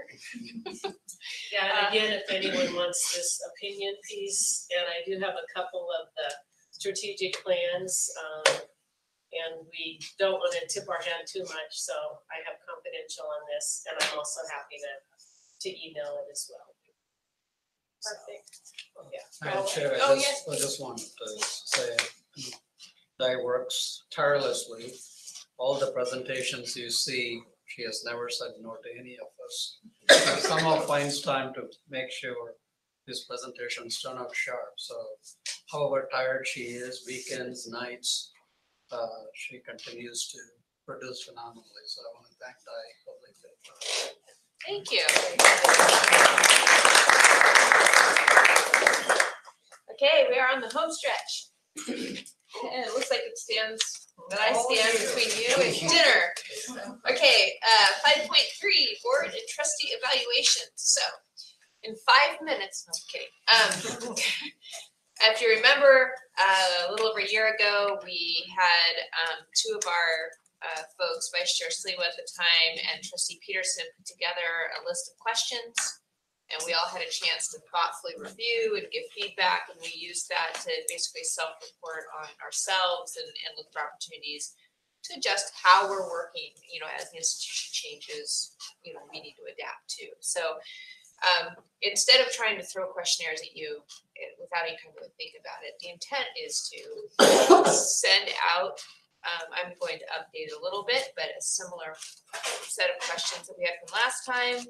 Give you between now and the next board meeting time to reflect, add your input, give your comments. I know it's an ask of your time.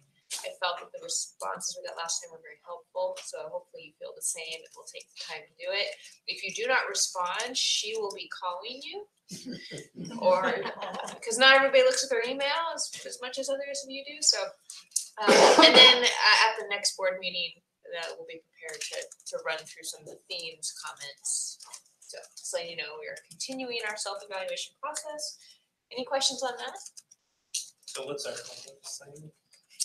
We will be sending out questions, a little questionnaire, and you'll fill it out, and then myself and the vice chair will help collate everything and then bring back, thoughts, ideas, concerns, anything we feel. So things like how the committees meet, I can almost guarantee you to show up on this, because we all deeply have opinions. They're not all the same. So maybe we'll get some better guidance on that. So that actually leads into the next one.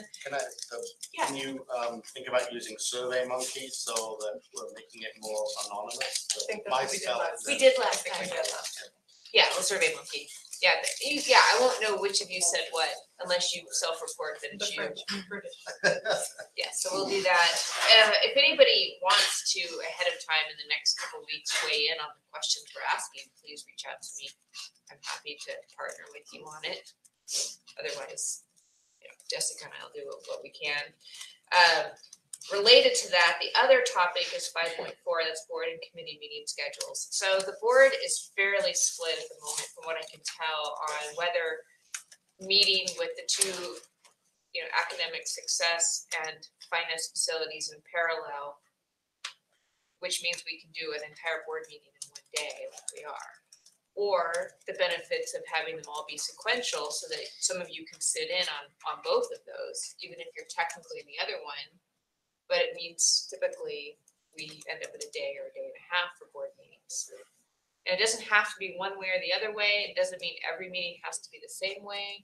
But in the survey, we're going to ask, and then I'm going to bring that back at our next meeting, and we'll be like, okay, why don't we try this kind of schedule? So if you think about what you really want to get out of the subcommittees going forward, especially those of you who've been here a while, and those of you who are brand new, your perspectives are going to be great.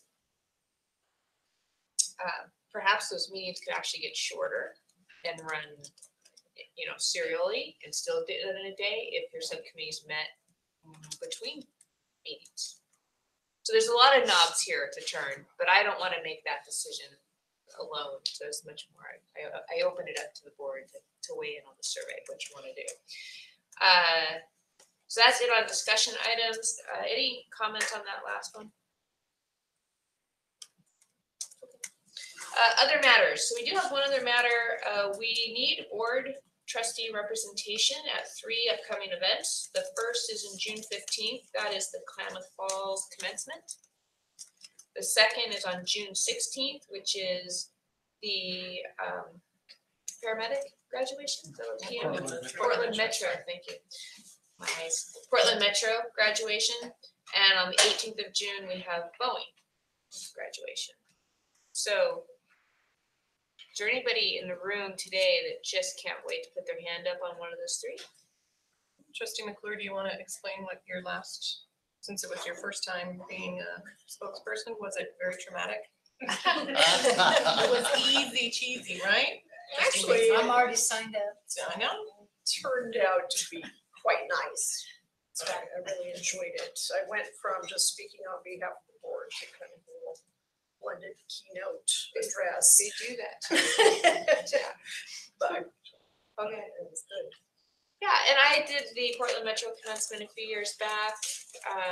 Thought it was really enjoyable, and it was, it actually, I thought it would be a good thing. I was more surprised by how enjoyable the whole thing was and how important it is to be with the students. So I encourage it. Having had the opportunity, I'd like to share that now with others. I'm already on my. Trustee Mason is doing Art Shemekia, so that one's not on there. Thank you. Yes, she's already. All right, so please give it some thought and reach out. She will be calling to see if any of you, and of course, we'll pick on those that aren't here at the moment too, but yeah, grab it before it's too late. There you go. Okay. We don't, excuse me. Any other matters? What else we didn't talk about today? All right, we don't have anybody signed up for public comment. So to close out our meeting, I'd like to do our traditional round table. And so for Trustee Starr, this is, since you're new, we essentially go around the room and share some observations, thoughts, takeaways, anything we'd like to close out the day. So I'm gonna pick on Trustee Brown to start, because he always has something. So I think one of the things that I picked up on today was from Maggie's presentation in terms of he's now starting to recognize that we're asking him to do a lot. And we're also asking him to do a lot at high levels. So he's thinking a bit more about his time as a commodity and saving that time as much as possible. So it was good to hear of your efforts to not to diminish your direct reports, but to in essence to share your time carefully by reducing the number of direct reports you have, but also recognizing the reports that those divisions have in terms of the operation of the institution. So it's a delicate balance. I think you've done a good job in making that happen and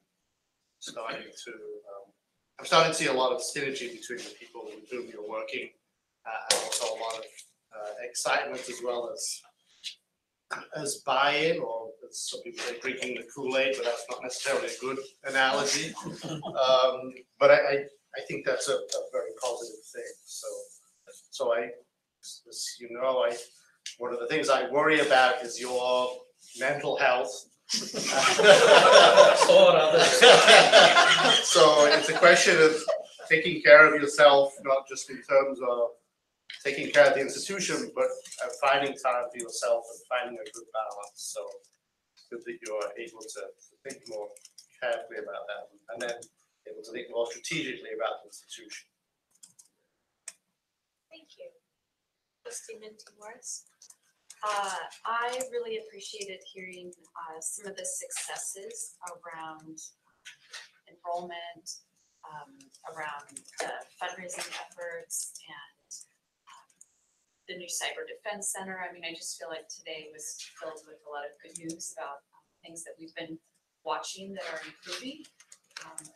Additionally, I think that I was really interested to hear about our efforts around, our continued efforts around branding. That's something that's really near and dear to my heart. I'm glad we're emphasizing that. I think that's important for all of us as ambassadors to be really mindful of the efforts going on there and then how we can help direct some of that.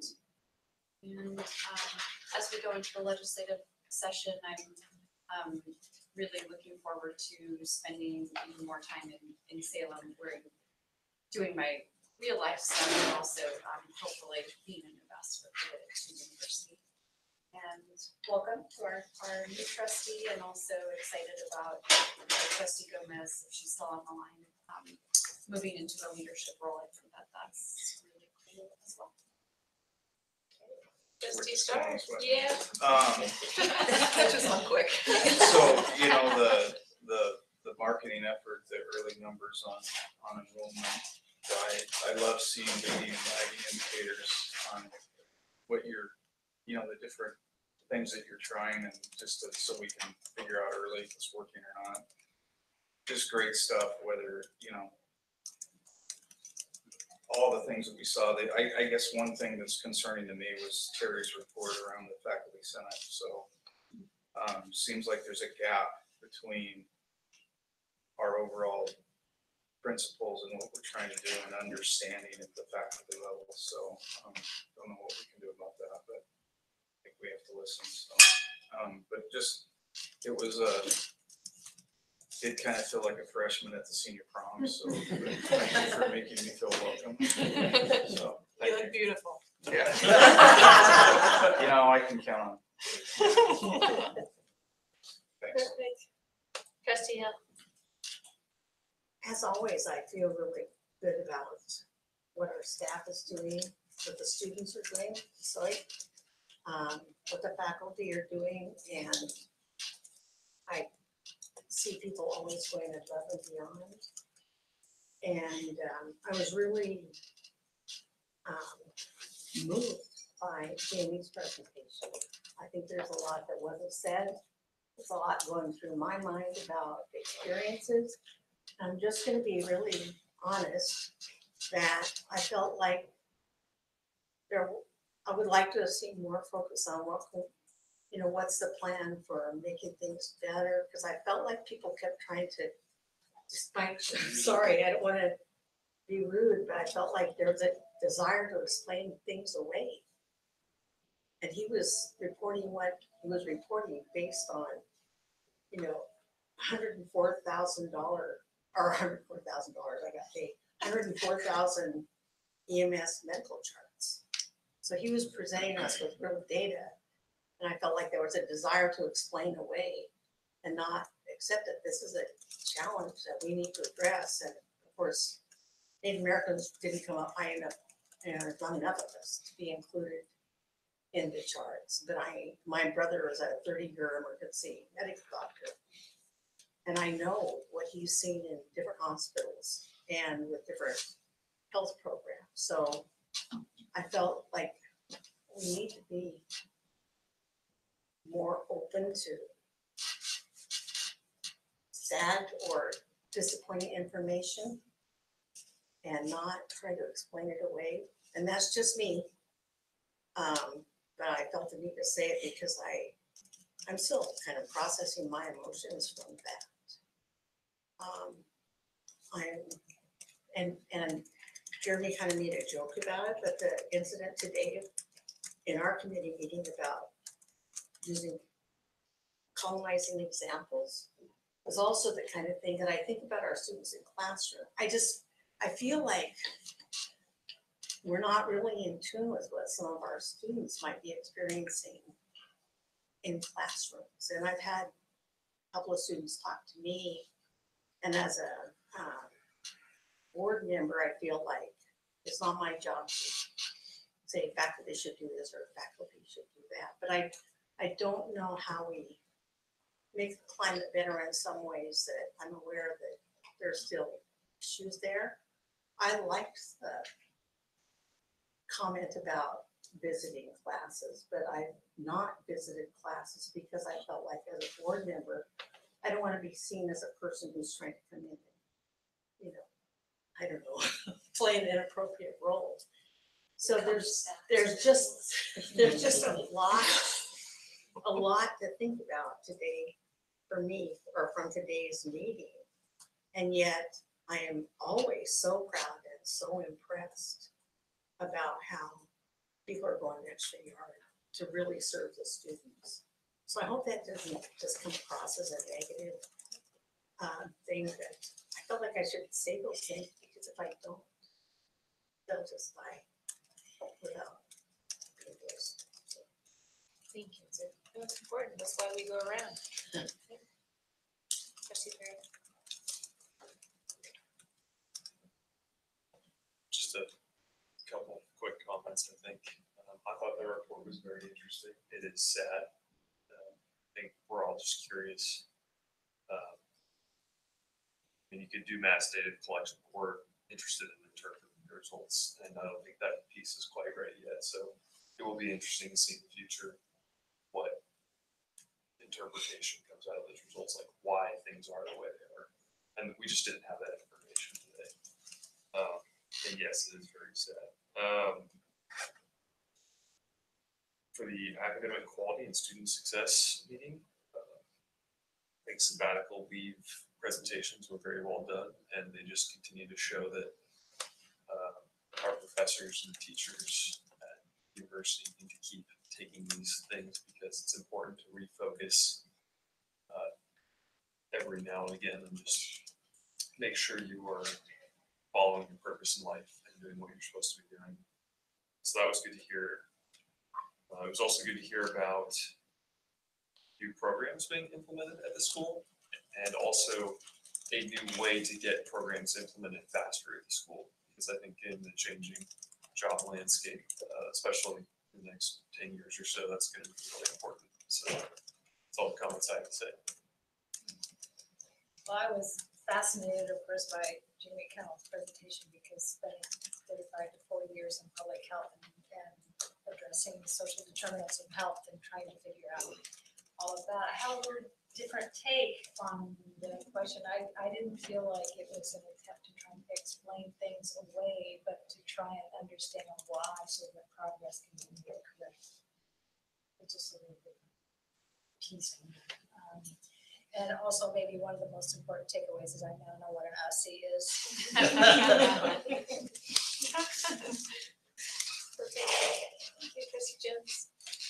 Yes, so first of all, I am not going to apologize for my Oregon Tech basketball bias. It will probably happen again. But other than that, I also want to say with Dr. Nagi's report, it was really good to see the thoughtfulness that you've put into your reorganization, and graphically it was clear and it made sense.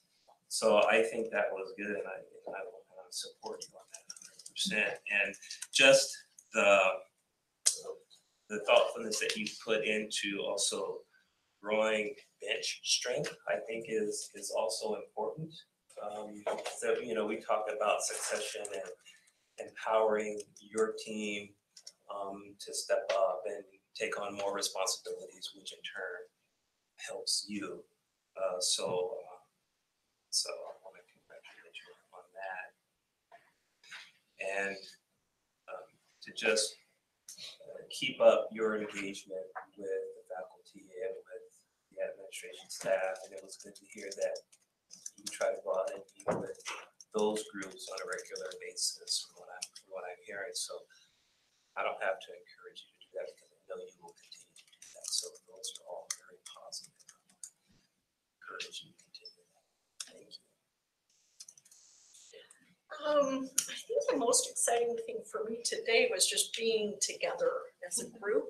It was quite challenging being a brand new trustee to have your very first meeting virtual. So I really enjoyed being with everybody.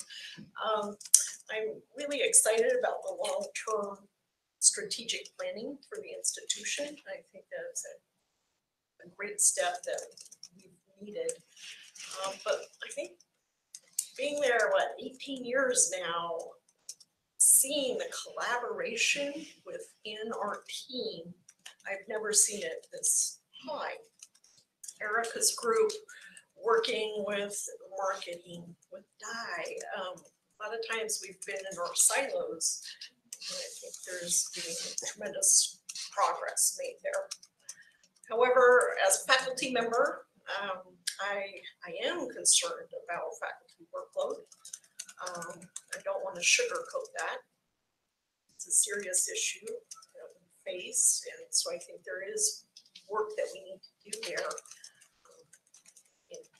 in terms of improving our communication, because we're all on the same team. There's so many hardworking staff, faculty, administration, and we got to pull together. It's not one against the other.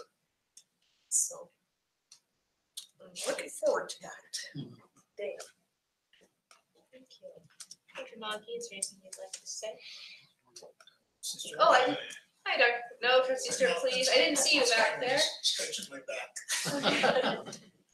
I didn't have any one thing I was excited about. I just really want to commend the staff that made the reports. Having watched the progression and maturity of the institution over the past number of years, it really feels like things are collaborating and coalescing around mutual goals in a stronger and in an optimistic way that I think bodes well for the future of the institution.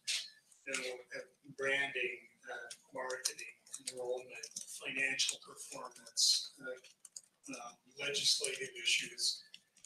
A lot of people talking on the same pages, and that feels good, and I appreciate the very thorough reports and the information you shared. Thank you. Dr. Mackey. Is Jessica still? No, she just got. Well, first of all, thank you all for your time. Every one of these meetings is invigorating. It's wonderful to see a group of trustees truly looking for the betterment of the institution. In my 30 years in higher ed, I have seen so many different combinations. I'm not simply sugarcoating anything. I sincerely want to thank you for your engagement and efforts in this. I spent a lot of personal time with some of you, phone calls, so I so appreciate you willing to give that time, being able to, so that I can get some advice from you. I do want to thank Trustee Sliwa and Trustee Nunez in their absence. They were phenomenal as they came on board. They will be missed. We'll have other trustees coming on board, but they continue to be great advisors on the sidelines, so I want to thank them too. I want to thank the staff. This pulling materials together for this is an enormous effort. And I really want to thank everyone for coming through. And certainly Adria and Sandra, they pull it all together, but every VP, every AVP, the way it pulls stuff together, it is a lot of effort, but it gets done and gets out a week in advance as it is supposed to.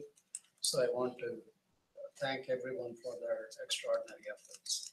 And as I listened in these meetings, like Jamie Kennel, I didn't know much about him until we decided to have coffee one day and spend some time together and learn about what all he's doing. You discover so many unique talents. We have an MD on staff who teaches chemistry, I think. You know, we have Dr. Scott Rawls stopped by yesterday. He does some unique optics work. So how do you take these unique talents resident at Oregon Tech, pull it to a different level and create a different type of synergy? I know I push a lot on people to do many things. They always deliver. So We love our jobs. Thank you, good answer. But you know, when I became a faculty member in '86, my colleagues saw that I always work late hours. So one day he gave me a desk piece, which I still have. It says, when you can't get your work done in 24 hours, work nights. That's what I tell others sometimes. So I want to thank all of my colleagues. It's a great team. We are just getting to a different level. Thank you. Thank you. All right, so I guess my closing comments, I'm always struck at how thankful I am at the size of our board. Just with the amount of sidebar interaction and support that happens so that we can get through this much material in even just a few hours. And generally the feedback is, I feel like I know what's going on and we trust each other. There's a lot of trust that a lot of stuff goes through the subcommittees that we believe that subset of our board is on top of it. So we ourselves who aren't on that get to do other things. So I feel like we get leveraged better that way because we're trusting each other. And I'm optimistic that with the, with Jessica coming into the vice chair position and our new members joining, that we're just going to continue growing that trust and that ability to work together. We do have some big things to tackle. We've known faculty workload is an issue for a long time. And it's not so much that we haven't wanted to address it, it's that some of what we felt needs to be done to address it is we're now seeing traction. We're now getting enough applicants to be able to fill classrooms, to generate enough of the revenue to optimize that faculty and give them the materials they need, right? We need some of the momentum. It's the first time I've ever gotten excited about enrollment, ever. And I've been here 5 years in this position, and I was on the advisory council for, 7 before that. So we have genuine things to get excited about is really my takeaway today. We know there's some challenges, and I feel like we finally have some knobs to turn. The other big thing, we've got to come up with an answer on this outside state funding. We've been talking about this for years. I know we've made some headway, but we're still waiting for what we know is possibly always going to be a decreasing situation that doesn't help us fix the faculty workload piece. Or even if it does, it's not going to be fast enough to drive and bring in talent and all that. So I'm excited. I'm happy we have the board we have. I'm so glad it continues to get stronger. We're really going to have to get into, what, now that our president has reorganized to free himself up in some good ways, what are these bigger things we're going to do that's going to drive us to more financial independence? We've kicked around going from public to private or, other things, right? Other big dreams of where this institution needs to go in 10 years. And I think we have an opportunity now to really get serious about talking about that vision. So really glad we have new members, lots of fresh energy, members who've been here, who are continuing, it's good. So my takeaway is really that it's a tremendous group of people. We have a big lift ahead of us, and we do need to continue hearing how to best support students and faculty. Thank you again for making all the time to be here. I know you were all super busy people. So it's very, very telling we continue to do this. Round of applause for the materials and the organizing from our senior mayor, not to give her, she organizes all of this. All right, and with that, I'm going to adjourn our meeting, and dinner is listed in our agendas. Thank you.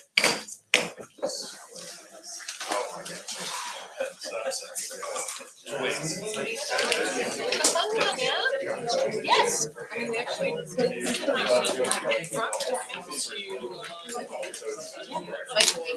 One camera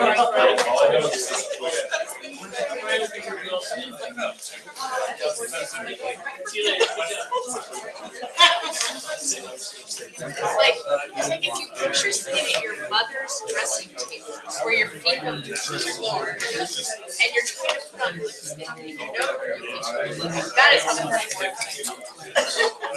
I think it's good to probably walk in this chair. It works. What a team. I